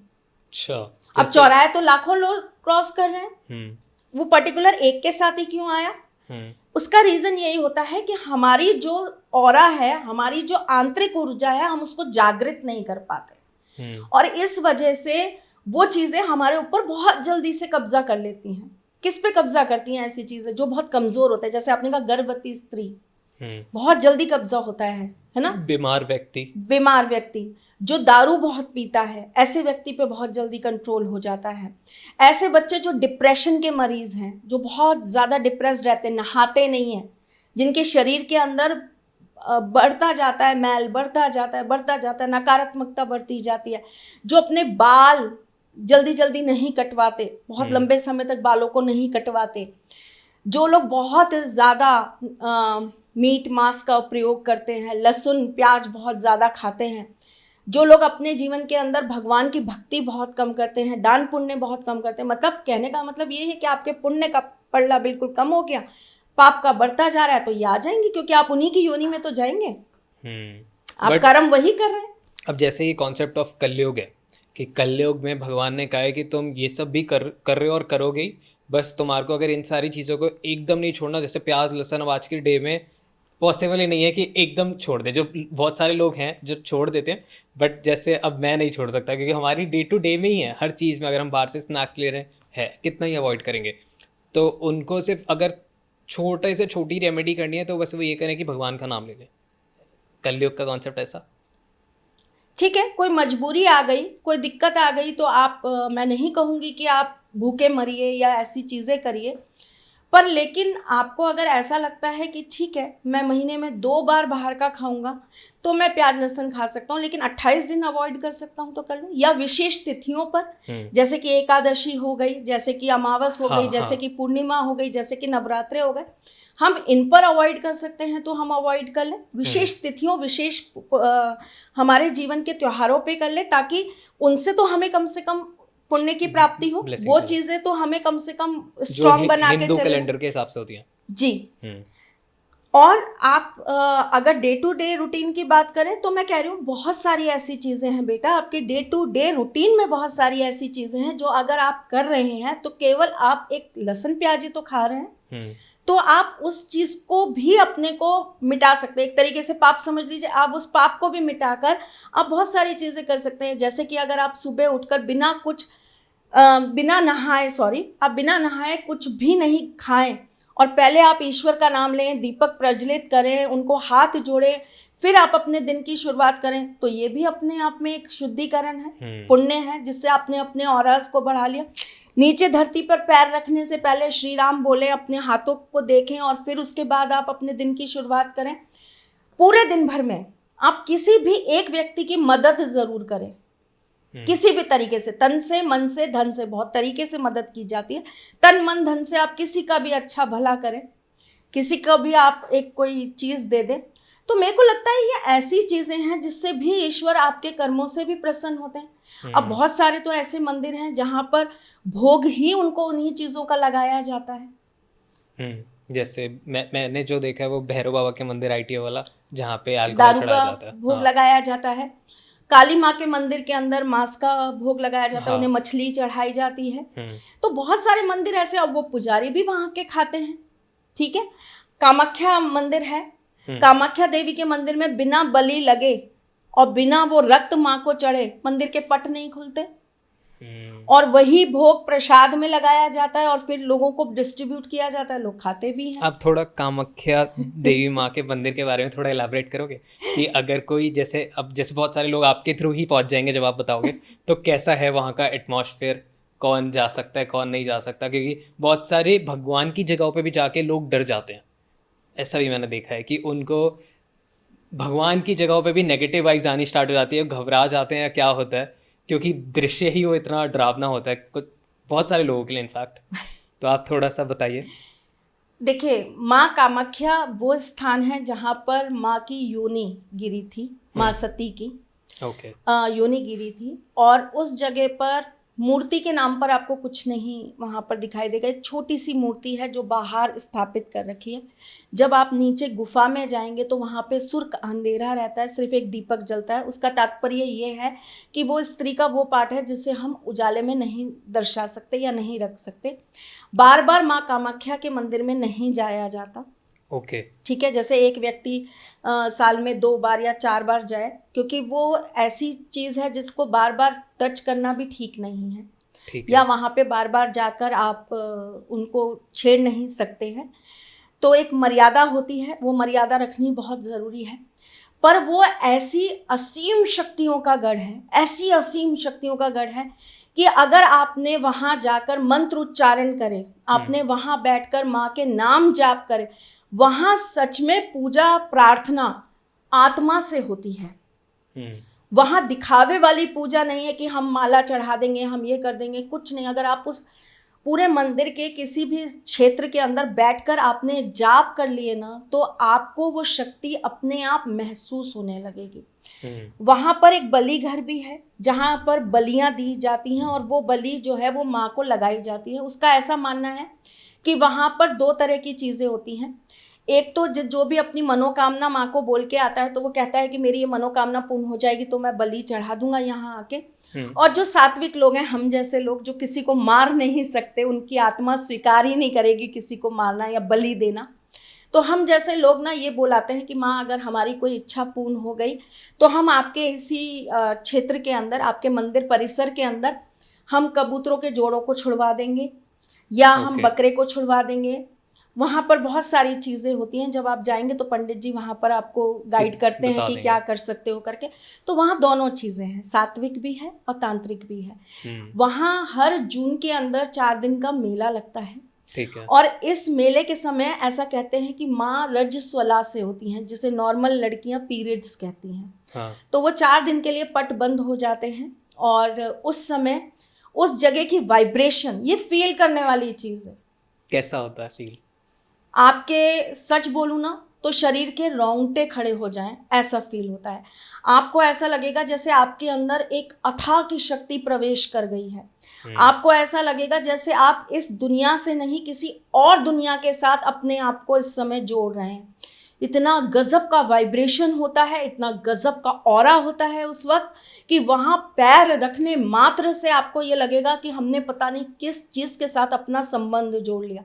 लोग क्या चाहते हैं, हमारी इच्छाएं पूरी हो जाएं। आपकी बातें सुन के मेरे को एनर्जीज फील हो रही है। तो क्या पता माँ का कहीं ना कहीं प्रभाव होगा। Okay, so ma'am, Mehandipur Balaji के बारे में मैं जानना चाहूँगा, क्योंकि सारे जितने भी होते हैं लास्ट समाधान जब सबसे किसी भी इन टॉपिक के बारे में बात करो, भूत प्रेत निकट नहीं आवे, महावीर जब नाम सुनावे। सो बताइए। राजस्थान में मेहंदीपुर बालाजी का मंदिर है, और मेहंदीपुर बालाजी के मंदिर की ये सबसे बड़ी विशेषता है कि वहाँ पर इस तरह के जो भी पीड़ित व्यक्ति जाते हैं, बालाजी की कृपा से उनके ऊपर से वो सारी चीज़ें हट जाती हैं, निकल जाती हैं और वहीं पर रह जाती हैं। जैसे मैंने अभी आपको बताया था कि ये जो चीज़ें होती हैं इनको भी मुक्ति चाहिए होती है, तो वो बालाजी का धाम ऐसा धाम है जहाँ इनको इनकी सही जगह प्राप्त हो जाती है। और इनकी वहाँ पर जिस तरह के हैं उस तरह की आत्माओं से निजात पाने के लिए वहाँ पर उस तरह की क्रियाएं की जाती हैं। कुछ तो तुरंत ख़त्म हो जाते हैं, अगर वो बहुत हल्के हैं या बहुत ही अभी जस्ट आए हैं किसी व्यक्ति के ऊपर तो वो तुरंत चले जाते हैं। कुछ ऐसे होते हैं जिनके लिए वहाँ रहना पड़ता है, कुछ पंडित जी जैसा बताते हैं वो सब करना पड़ता है। कुछ बहुत भयंकर होते हैं जो जाने का नाम नहीं लेते, तो ऐसे लोगों को पत्थरों से बांधा जाता है, जंजीरों से बांधा जाता है और बहुत अजीब दृश्य होते हैं वहाँ के। अगर आप कभी जाके देखेंगे तो कुछ नियम भी होते हैं उधर जाने के? बहुत नियम होते हैं, बहुत नियम होते हैं। इसमें सबसे बड़ा नियम यही होता है कि उस जगह से जब आप वापस आएंगे तो आप वहाँ से जल भी नहीं लेकर आएंगे। मतलब अगर आपने एक पानी की बोतल पीने के लिए भी अगर वहाँ खरीदी है तो वो भी आपको उसी एरिया में छोड़कर आनी पड़ेगी, नहीं तो वो चीज़ आपके साथ उठकर आ जाएगी। और अगर आपके साथ नहीं भी है, आप और मैं जैसे व्यक्ति गए और हम लेकर आ गए, तो कोई ना कोई नेगेटिविटी आपके साथ चली आएगी अगर आप वहाँ की कोई चीज़ अपने साथ ले आते हैं तो। ऐसी मान्यता है। बाकी वहाँ पर हम राजस्थान की ही, मैं राजस्थान की हूँ, तो हम लोग अपने मन की इच्छाएं पूर्ण करने के लिए या कुछ चीज़ कि प्रभु हमारा ये कार्य हो जाए तो हम आके सवा मणि करेंगे वहाँ पे। तो जब सवा मणि वगैरह वहाँ पर करी जाती हैं तो जितना भी प्रसाद होता है वो आपने जिसको खिलाया वो खिला दिया, बाकी आप वहीं डिस्ट्रीब्यूट करके आ जाइए। उस परिसर से बाहर कुछ मत लाइए, खाली हाथ आ जाओ। खाली हाथ आना है। ओके, ऐसा भी मैंने सुना है और ऑनलाइन देखा है, मैं गया नहीं हूँ कभी बट मैं जाऊँगा। मैंने ऑनलाइन देखा है कि जब आरती स्टार्ट होती है तो नॉर्मल खड़े लोग भी, मतलब आपको नहीं पता आपके साइड में कोई नॉर्मली खड़ा है और जैसी आरती स्टार्ट हुई तो वो एकदम कॉन्शियसनेस से हट के सब कॉन्शियसली अजीब हरकतें स्टार्ट कर मैं आपको बताती हूँ, ये बहुत, और मेरी ही लाइफ का एक बहुत बड़ा किस्सा है और बहुत मतलब ऐसा बिना सोचा हुआ एक ऐसा दृश्य हो गया कि रोंगटे खड़े हो गए हमारे। बताइए। मेरी सगाई हुई और मेरी सगाई करके हम लोग जयपुर वापस आ रहे थे, तो एक गाड़ी में मैं, मेरी मदर थे और ड्राइवर था, और एक गाड़ी में मेरे फादर, मेरे चाचा जी और मेरे ब्रदर थे। तो हम लोग थोड़ा सा आगे हो गए और सीधा घर की तरफ निकल गए और हमारे जो जेंट्स थे यानी कि पापा, चाचा जी और ब्रदर जो थे, उन्होंने कहा कि हम मेहंदीपुर बालाजी होकर जाएंगे। तो मेरे 2 ब्रदर थे, दोनों उसी में गाड़ी में थे, तो छोटे छोटे, एक होगा 12-13 साल का, एक होगा 9 साढ़े 9 साल का। तो दोनों के दोनों पापा और चाचा जी के साथ चले गए। तो जो मेरा बड़ा वाला जो ब्रदर है वो थोड़ा सा मूडी है, मूडी इन द सेंस उसका ऐसा है कि वो भीड़ से अलग चलता है और अपनी ही धुन में रहता है, अपने आप में ही ज़्यादा व्यस्त है वो। तो पापा और छोटा भाई तो हाथ पकड़ के और चाचा जी आगे आगे चले गए। वो आराम से अपना टहलता टहलता, लड़का तो आराम से टहलता टहलता जा रहा था। पीछे से कोई आया और जोर जोर से चिल्लाने लगा, बाबा माफ़ कर दो, चला जाऊंगा, बाबा माफ़ कर दो, अब कभी नहीं आऊँगा, बाबा माफ़ कर दो। अच्छा, वो जो बोल रहा है वो आदमी है। तो उसने पीछे ऐसे मुड़ के देखा, कौन बोल रहा है? देखा तो एक औरत। वो ऐसे हो गया and he was like, बस वो वही खड़ा रह गया, एकदम संट खड़ा रह गया। और जैसे ही वो चला गया, आदमी औरत जो भी था वो चला गया, उसके बाद वो वहाँ से ऐसा भाग के गाड़ी में आके सारे शीशे वीशे बंद करके बैठ गया और वो घर आने तक किसी से उसने कुछ नहीं बोला। और वो जब घर आया सहम गया, बहुत सहम गया। और मैंने उससे कहा कि तुम लोग कहाँ रह गए थे, क्या हुआ? बोला तू विश्वास नहीं करेगी मैं कहाँ रह गया था, मैं तुझे बताऊं सच में क्या हुआ था। मैंने कहा बता क्या हुआ था। तब उसने पूरा किस्सा सुनाया और आप विश्वास करें कि मतलब वो जिस तरीके से चीज़ें बोल रहा था ना, मुझे वो चीज़ फील हो रही थी कि इसको क्या महसूस हुआ होगा। तो वहाँ सच में ऐसा ही होता है, लोग अपने सिर पीटते हैं दीवारों से, बहुत ज़ोर ज़ोर से अपने आप को मारते हैं, बहुत ज़ोर ज़ोर से चीखते हैं, चिल्लाते हैं और पैरानॉमिनल अलग ही वर्ल्ड दिखाई देगा आपको वहाँ जाके। ऐसे बहुत सारे स्थान हैं, केवल मेहंदीपुर बालाजी नहीं है, बालाजी के बहुत सारे स्थान हैं। एक आपके गुजरात में भी है, बहुत बड़ा गढ़ है वो आज की डेट में, अगर वहाँ ऐसे लोग जाते हैं। ऐसा हमारे राजस्थान में और भी 2-3 मंदिर हैं जहाँ पर ऐसा बोला जाता है।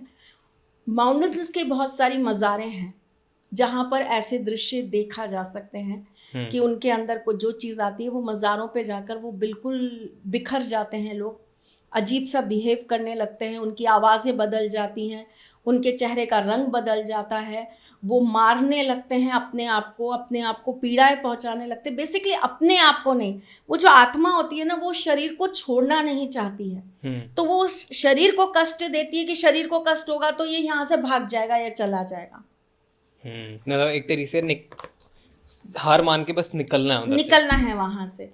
तो इस वजह से वो चीज़ें होती हैं। और बहुत सारी ऐसे स्थान हैं हमारे वर्ल्ड के अंदर, पर मेहंदीपुर बालाजी इसलिए क्योंकि वो बहुत ज़्यादा सिद्ध जगह है इन चीज़ों से लड़ने के लिए। अच्छा, एक चीज़ और मैं पढ़ रहा था विष कन्या के बारे में, वो क्या कॉन्सेप्ट है? विष कन्या ये एक आप कह सकते हैं कबीला, या आप कह सकते हैं ग्रुप, एक कम्युनिटी। हाँ, ये ऐसे लोग होते, ये पहले कर्नाटक के पास के जंगलों में पाए जाते थे ज़्यादातर। होते भी हैं ये? हाँ, ओके, होते हैं। आप इतिहास पढ़ेंगे तो आपको उसमें बहुत सारी विष कन्याओं के बारे में पता लगेगा। और गुप्त सूत्रों के अनुसार या बहुत रिसर्च अगर हम इन चीज़ों पे करने जाएंगे तो आज भी हैं। ओके, कहाँ आज पे भी होंगे? हैं, बहुत अलग अलग जगह मिलती हैं, लेकिन मैंने कहा ना कर्नाटक के पास जो जंगल होते हैं वहाँ मेनली ये बहुत पाए जाते थे। हाँ, एक समय पे। फिर उसके बाद इनको जब लोगों को पता लगा कि ऐसा होता है तो उन्होंने वहाँ से निकाल दिया, फिर ये कहीं और जाकर रहने लगे, फिर वहाँ से निकाल दिया, फिर ये कहीं और जाकर रहने लगे। इनका मेन ये होता है कि ये कोई भूत प्रेत टाइप की चीज़ नहीं है, ये इंसान होते हैं। और इनके यहाँ बचपन से ये बच्चों को नमक नहीं खिलाते। ठीक है। बच्चों को नमक ग्रहण कराते ही नहीं हैं। क्यों? बेसिकली क्या होता है, जब हमारी बॉडी नमक नहीं लेती तो हमारे बॉडी के अंदर जहर बनने लगता है, पॉइजन, ओके, विष। तो उन्हें जब बचपन से ही नमक नहीं खिलाया जाता तो उनकी बॉडी के अंदर वो जहर बनना स्टार्ट हो जाता है। ये पहले तो बहुत अच्छे चीज़ों के लिए कराया जाता था, बहुत अच्छे उद्देश्यों से कराया जाता था, इसलिए कि जिन लोगों के ऊपर जहर का असर हो जाता है, जैसे कि किसी को सांप या बिच्छू काट गया तो उनका जहर हटाने के लिए ऐसे व्यक्तियों द्वारा उनका जहर चुसवा लिया जाता था। तो उस जहर का असर उन पे होता ही नहीं था क्योंकि उनकी बॉडी ऑलरेडी जहर को बनाती है, तो वो उस चीज़ से बहुत जल्दी फाइट कर लेते थे। लेकिन जब बाद में चीज़ें बदलने लगी तो लोगों ने पैसों के लिए, स्वार्थ में आके, लालच में आके लोगों ने इसको गलत तरीके से यूज़ करना चालू करा और इन विष कन्याओं को ज़्यादा बनाया जाता था, लड़कों को कम। ओके। तो जो ये विष कन्याएं होती थी ये बेहद खूबसूरत होती थी और इनको इस तरीके से ट्रेंड किया जाता था कि फिर जैसे हमें किसी दूसरे के ऊपर कोई मारण क्रिया करनी है या किसी को बर्बाद करना है तो उसके घर में या उसके राज्य में घुसा दिया जाता था, राजा के में, और फिर ये विष कन्या वहाँ जाके उनको काट लेती थी, डस लेती थी, तो वो मर जाते थे। तो ये आज भी होंगे? बिल्कुल है। मतलब ये कॉन्सेप्ट अगर जैसे कि अगर मैं पैदा होता और मैं बचपन से नमक नहीं खाता तो मैं भी शायद विष वाला हो हाँ जाता। बिल्कुल। इसके लिए तो आपको किसी डॉक्टर से ज़्यादा अच्छी सलाह लेनी चाहिए, वो आपको ज़्यादा अच्छा बता पाएंगे। लेकिन हमारी बॉडी के अंदर हम जो जितने भी मसाले या जो भी चीज़ें हम ग्रहण करते हैं ये संतुलन ही तो बनाती है हमारी बॉडी का। अगर हम कोई भी चीज़ कम कर देंगे या ज़्यादा कर देंगे तो ये हमारे शरीर के अंदर किसी ना किसी तरीके से उस चीज़ की उत्पत्ति ज़्यादा करने लग जाएगी। नमक नहीं खाने की वजह से डेफिनेटली हमारी बॉडी ऐसी हो जाती है कि हम किसी भी जहर को अपने ऊपर चढ़ने ही नहीं दे सकते। इम्यून हो जाती है। हाँ, जहर की काट हो जाती है हमारी बॉडी के अंदर क्योंकि वो खुद जहर क्रिएट करने लग जाता है अंदर ही अंदर। तो इसी तरीके से ये जो विष कन्याएं होती थी ये जहर खुद ही जहर बन जाती थी। तो ये अगर किसी को हल्का सा दांत भी लगा देती थी या किसी को काट देती थी तो वो व्यक्ति मर जाता था। आपने चंद्रकांता की कहानियाँ सुनी होगी, पहले आता था चंद्रकांता करके एक सीरियल आता था, उसके अंदर भी ऐसी विष कन्याओं के बारे में बताया गया। अब पंचतंत्र की पुरानी कहानियाँ सुनेंगे, उनके अंदर भी विष कन्याओं के बारे में बताया गया। विष कन्याएं तो बहुत चर्चित पात्र हैं हमारे इतिहास का। राइट। अच्छा, एक कॉन्सेप्ट था जब हम स्कूल टाइम में ही, लाइक मैं यूथ को रिप्रेजेंट करता हूँ अपने जी। पॉडकास्ट के थ्रू, तो मैं इसलिए थोड़ा यूथ सेंट्रिक रखता हूँ, क्योंकि अगर मैं बहुत ज़्यादा ऐसी बातें करूँगा, बड़ी बड़ी शब्द बोलूँगा, तो लोग फिर डिस्कनेक्ट भी होते हैं। ओके। सो दैट्स वाई हम लोग जब स्कूल में थे ना, तो हम बहुत ऐसे मजाक मस्ती में ना एक वर्ड यूज़ करते थे, वशीकरण, और उसके बारे में जानने की कोशिश, कोई कुछ कहानी बताता था, कोई कुछ कहानी बताता था। तो एग्जैक्टली वशीकरण होता है, हम कर सकते हैं, और क्या होता है, कैसे होता है, और अगर किसी पे हो रहा है तो उससे बचा कैसे जाए? ये अपने आप में इतना बड़ा टॉपिक है कि इसके ऊपर आप 5, 7, 10 पॉडकास्ट बना सकते हैं मेरे साथ। राइट। पर थोड़े छोटे में ही आपको बताती हूँ। वशीकरण होता है, 100% होता है। वशीकरण बहुत सारी चीज़ों से होता है, और वशीकरण के अलग अलग रूप होते हैं। ओके। और वशीकरण बेसिकली एक तरीके से एक वो क्रिया है जिससे आप किसी दूसरे को कंट्रोल कर सकते हो, अपने अधीन कर सकते हो, आप उसको अपनी तरफ अट्रैक्ट कर सकते हो, आप उससे अपनी बातें मनवा सकते हो। अब वशीकरण अगर आप कहें तो एक इलायची से भी हो जाता है, ओके, एक पुष्प से भी हो जाता है, पानी के ग्लास से भी हो जाता है। ओह, एक पानी के ग्लास से भी आप किसी का वशीकरण कर सकते हैं। ठीक है। पर वशीकरण के भी बहुत सारे अलग अलग तरीके होते हैं, तो लोग इसको अलग अलग रूप में अपने सामने लाते हैं। जैसे कि वशीकरण के अंदर जो सबसे खतरनाक चीज़ होती है वो होता है, एक गुड़िया बनाई जाती है। ओके। ठीक है। और उस गुड़िया को सेम वही आकार, एक तरीके से एक व्यक्ति का मिनिएचर, ठीक है, उस गुड़िया के अंदर वही सारी चीज़ें होती हैं जो किसी व्यक्ति विशेष के ऊपर वशीकरण करना होता है। सपोज मुझे आपके ऊपर वशीकरण करना है, तो वो गुड़िया को जो मैं कपड़े पहनाऊंगी वो आपके उतरे हुए कपड़े पहनाऊंगी। अच्छा। उसके सिर पे जो बाल लगेंगे वो आपके बाल लगेंगे। 4 बाल आपके होंगे, बाकी के और बाल होंगे। आपके नाखून होंगे। मेरी मतलब फिजिकल एनर्जी उसमें जा रही है। फिजिकल एनर्जी उसमें जा रही है। ओके। और वही सारी चीज़ों से फिर वो आपका ही रूप धर लेती है एक तरीके से। और उसके बाद वो गुड़िया जैसे जैसे जो जो काम करेगी वही सब कार्य आप करेंगे। कैसे? मतलब सपोज अगर मैंने उस गुड़िया को ये बोला कि आप मेरी तरफ प्यार से देखिए, हाँ, तो आप मेरी तरफ प्यार से देखना स्टार्ट कर देंगे। अगर मैंने उस गुड़िया को ये बोला कि आज जाओ और मेरे लिए आज जाके हार लेकर आओ, तो आप जाएंगे और आप मेरे लिए हार लेकर आएंगे। ओके। मैं पानी पीऊंगी या नहीं पीऊँ? प्लीज, मैंने वशीकरण नहीं किया। मजाक कर रहा हूँ। ओके। और दुनिया के सबसे बड़े वशीकरण करने वाले वो हमारे ठाकुर जी हैं। हाँ, ओह, आप ये नहीं एक बार पता था उनकी मेरे को। आंखों में देखिए, हाँ, फिर आपको कुछ और दिखाई नहीं देगा। वशीभूत। ट्रू।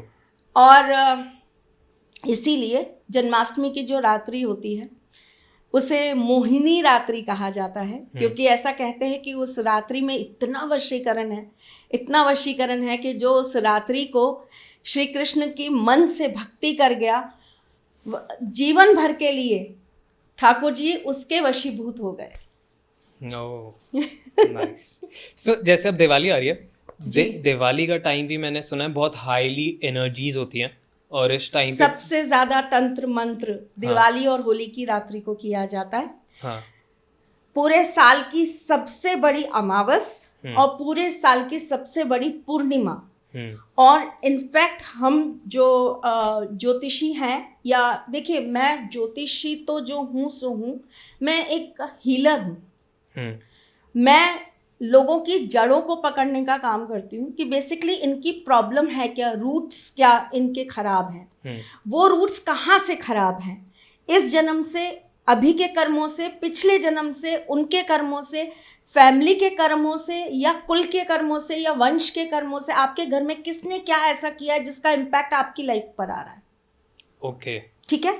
तो मैं रूट्स पकड़ने पर ज़्यादा बिलीव करती हूँ, बजाय मैं आपको आधे घंटे में ये बताऊं कि आपका शनि ठीक नहीं चल रहा है, शनि की ढैया चल रही है, आपकी राहु खराब है, आपका केतु खराब है। नहीं, मैं उस आधे घंटे के अंदर आपको ये बता दूंगी कि आपकी प्रॉब्लम जो जनरेट हुई है वो आपकी मदर साइड से हुई है, आपकी नानी को ये प्रॉब्लम थी, आपकी नानी के घर में इनको ये प्रॉब्लम थी, इसकी वजह से आपकी लाइफ पे इम्पैक्ट आ रहा है और इसका ये सॉल्यूशन है।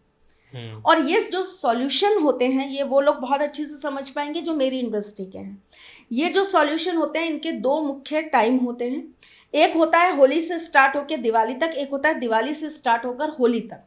और इन 6-6 महीने के पीरियड में हम कुछ भी काट सकते हैं, कुछ भी, कितनी बड़ी से बड़ी भी नेगेटिविटी होगी उसको काट सकते हैं। प्रॉपरली आपको करना आना चाहिए। और ये मेरे घर पे, मेरे खानदान पे कृपा है मेरे गोविंद की। मेरे बाबा जो थे वो भैरव जी के बहुत बड़े साधक थे और मैं ठाकुर जी की बहुत बड़ी भक्त हूँ।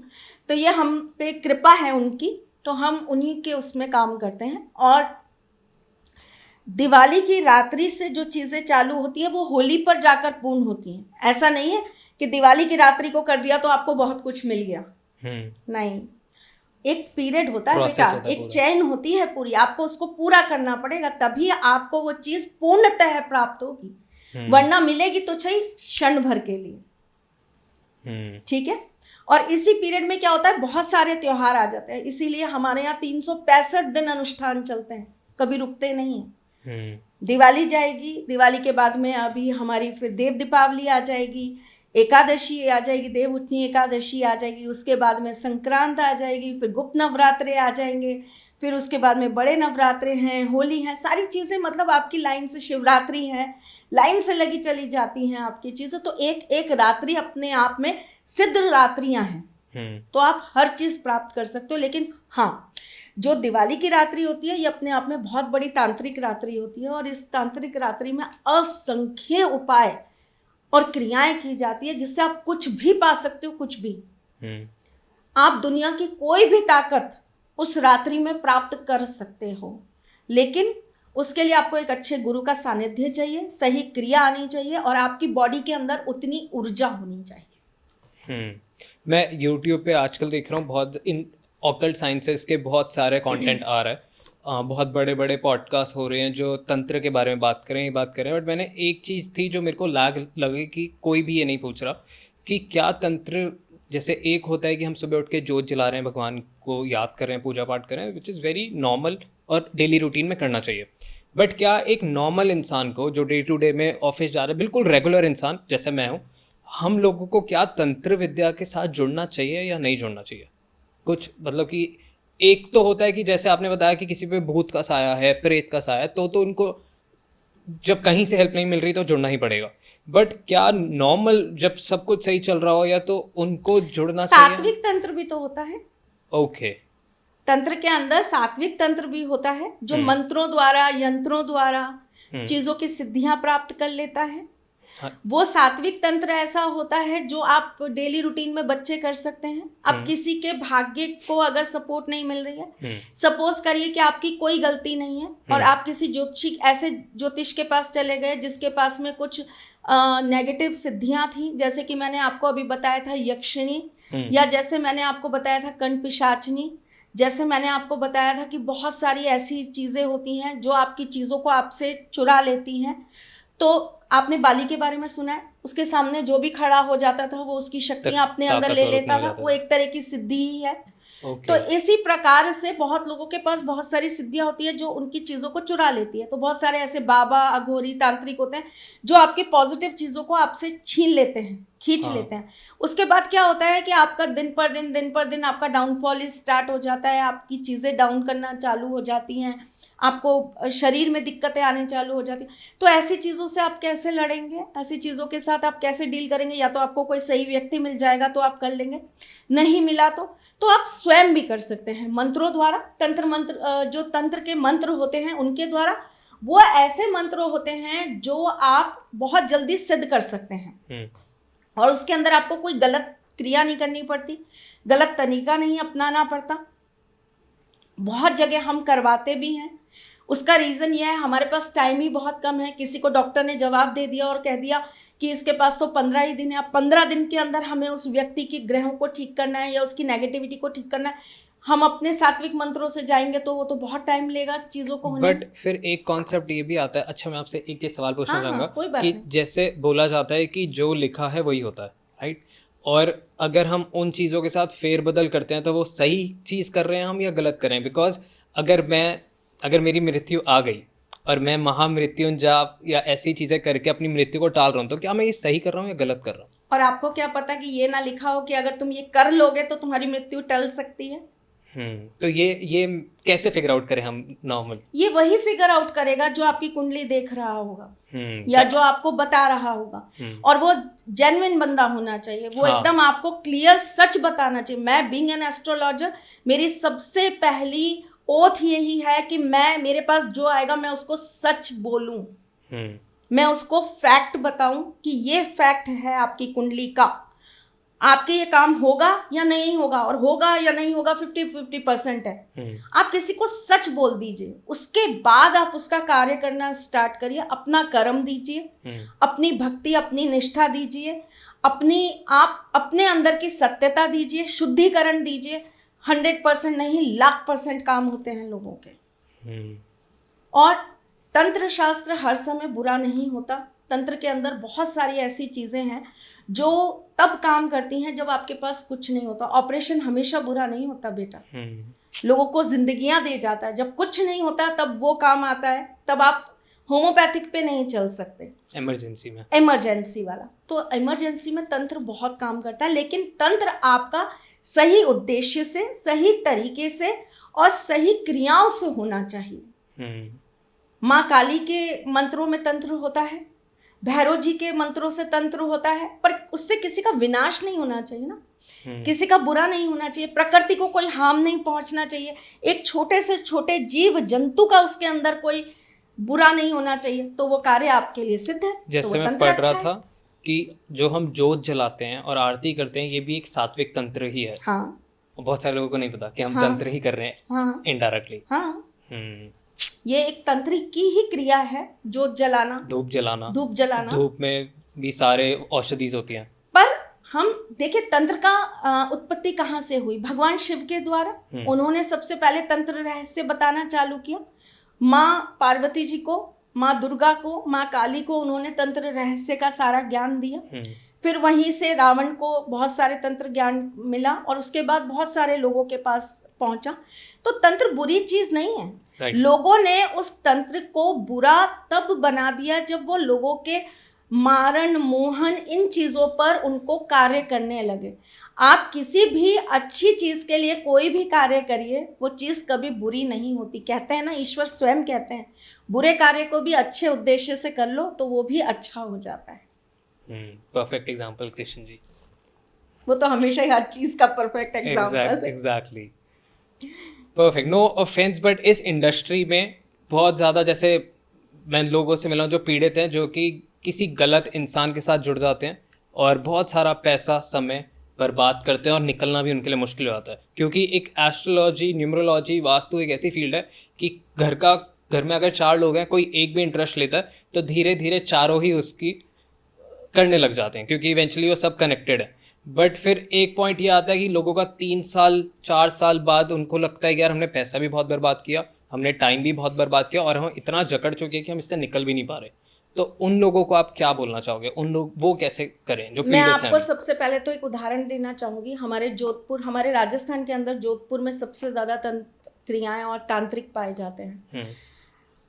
जोधपुर के अंदर हमारे यहाँ एक तांत्रिक होते थे जिनके पास बहुत तांत्रिक सिद्धियाँ थीं, और जब उनकी डेथ हुई तो उनके शरीर पर से इतना भी उनकी बॉडी का पार्ट नहीं मिला। पूरे शरीर पर इतने सारे कीड़े थे जो उनकी पूरी बॉडी को ख़त्म कर गए।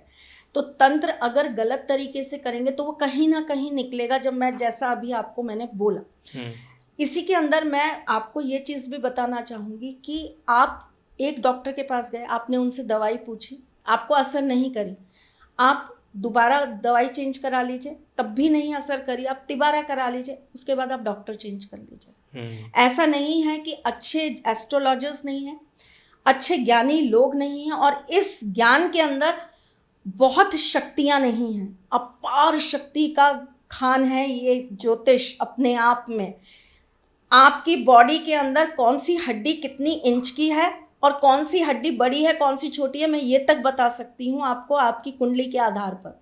आप मेरे सामने कभी नहीं भी आए होंगे तब भी मैं एक्सरे दे सकती हूँ आपकी पूरी बॉडी का। ज्योतिष इतनी ताकतवर चीज़ है, लेकिन सही व्यक्ति को चयन करना ये आपके ऊपर है। और दूसरी बात, बहुत सारे लोग जैसे आपने कहा कि पैसे खर्च कर देते हैं और फिर वो बड़े दुखी होते हैं। तो पहली चीज़ तो ये कि आप एक चीज़ समझ के चलिएगा, किसी के भी दुखों का भार लेकर और उसका पैसा खाकर कोई व्यक्ति कभी सुखी नहीं रह पाता। True. हम लेते हैं, जब हम कंसल्टेंसी लेते हैं तो हम इसीलिए फ़ी लेते हैं ताकि हमारी भार उसके ऊपर ना जाए और उस व्यक्ति पर हमारा ऋण ना चढ़ जाए। वो ऑलरेडी एक नेगेटिव जोन में चल रहा है, अगर हमने उससे नहीं लिया बदले में कुछ तो हमारा भार और चढ़ जाएगा कि एक गुरु की उसने फ्री में ज्ञान ले लिया या फ्री में उसने गुरु दक्षिणा नहीं दी। इसी तरीके से जब आप किसी को बहुत ट्रस्ट करके पैसा दे रहे हो या बहुत ट्रस्ट करके आप किसी से पूजा पाठ करा रहे हो, उसने नहीं किया, आई नो आपको हर्ट हुआ, आपका समय बुरा था, आपको सही व्यक्ति नहीं मिला। जब भी आपका गुरु ठीक नहीं होगा आपको कोई अच्छा गुरु नहीं मिलेगा। आपको नहीं मिला, ठीक है, लेकिन आप इस बात पर भरोसा रखिए कि वो जो ईश्वर है ना, उसका न्याय कभी खाली नहीं जाता। आपने जो पैसा दिया आपने अपना भार उतार दिया, तो इसलिए किसी को डरना नहीं चाहिए और ये नहीं सोचना चाहिए कि हमारा कोई नुकसान हो गया। आपका एक तरीके से भार उतर गया और आपको कहीं ना कहीं उस चीज़ का ईश्वर बहुत अच्छा फल कभी ना कभी देंगे। शायद कोई अच्छा इंसान मिल जाएगा या आपके उन पीड़ाओं का कोई ना कोई आपको रास्ता दिख जाएगा। आप किसी पर्टिकुलर इंसान पे भरोसा मत करिए, पर ईश्वर पे करिए, वो हमेशा आपके साथ न्याय करेंगे। यंत्र का कॉन्सेप्ट क्या होता है? जो यंत्र बनाते हैं स्क्वायर सा, यंत्र बहुत अलग अलग तरह के होते हैं और यंत्रों को सिद्ध किया जाता है मंत्रों के साथ, औषधियों के साथ और बहुत सारी चीज़ों से उनको सिद्ध करते हैं और उसके बाद उसे स्थापित करते हैं। तो उससे जो ऊर्जा जागृत होती है वो आपके उन्हीं इच्छाओं की, मनोकामनाओं की पूर्ति करती है जिसके लिए आपने वो यंत्र स्थापित किए होते हैं। यंत्र भी नेगेटिवली यूज होते हैं? बहुत ज़्यादा। कुछ ऐसे यंत्र होते हैं जिनके अंदर भूतों को रखा जाता है, बंद करके कैद करके रखा जाता है और फिर उन यंत्रों को जब खोला जाता है तो उनसे, उन आत्माओं से, उन भूतों से कार्य करवा के वापस उनको लाके उसी यंत्र में बंद कर दिया जाता है। और जो व्यक्ति उन यंत्रों को अपने पास रखते हैं वो रोजाना उन पर चप्पलें मारते हैं। अच्छा, क्यों? हाँ, क्योंकि भूत होते हैं ना उसके अंदर, वो उनके कंट्रोल में रहें या एक तरीके से कह लीजिए वो एक क्रिया है उनको अपने ऊपर हावी ना होने देने की। तो ऐसा भी होता है कि जैसे अब अगर सपोज मैंने कैद किया तो नेगेटिव इम्पैक्ट मेरे पे ही पड़ गया? बिल्कुल पड़ेगा साहब। आप जो भी नेगेटिवली करने जाएंगे उसका इम्पैक्ट, अगर आपके पास बहुत ताकत है, आपने उन चीज़ों को झेल लिया तो आपकी आने वाली पीढ़ियों को उन चीज़ों का भुगतान करना पड़ेगा। नकारात्मक चीज़ का अंत नकारात्मक ही होगा, ये कड़ू सत्य है, इसको सबको समझना चाहिए। सबसे बड़ा वो पल, 2 पल का, कुछ क्षणों का, कुछ घंटों का, कुछ महीनों का, कुछ सालों का आपको सुख दे देंगे, लेकिन बदले में आपसे बहुत कुछ वापस ले लेंगे।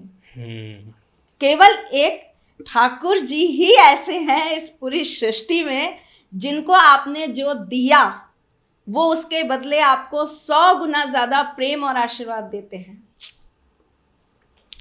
राधे राधे। राधे राधे। ओके, सो बहुत लंबा एपिसोड हमने रिकॉर्ड कर लिया but I am still not satisfied क्योंकि मेरे को बहुत कुछ और जानना है और आपके साथ को बहुत मज़ा आ रहा है। सो डेफिनेटली हम आगे और एपिसोड्स लाएंगे। जितनी भी ऑडियंस देख रही है प्लीज़ कमेंट्स करना कि आप लोग क्या चाहते हो, क्या चीज़ जानना चाहते हैं। सो हम वो क्वेश्चंस भी लेंगे। एंड लास्ट में मैं सबसे यही पूछता हूँ, how was I as a host? कैसा रहा आपका डॉन टॉक से experience? Awesome, god bless you. Thank you ma'am. जय श्री कृष्ण। जय श्री कृष्ण।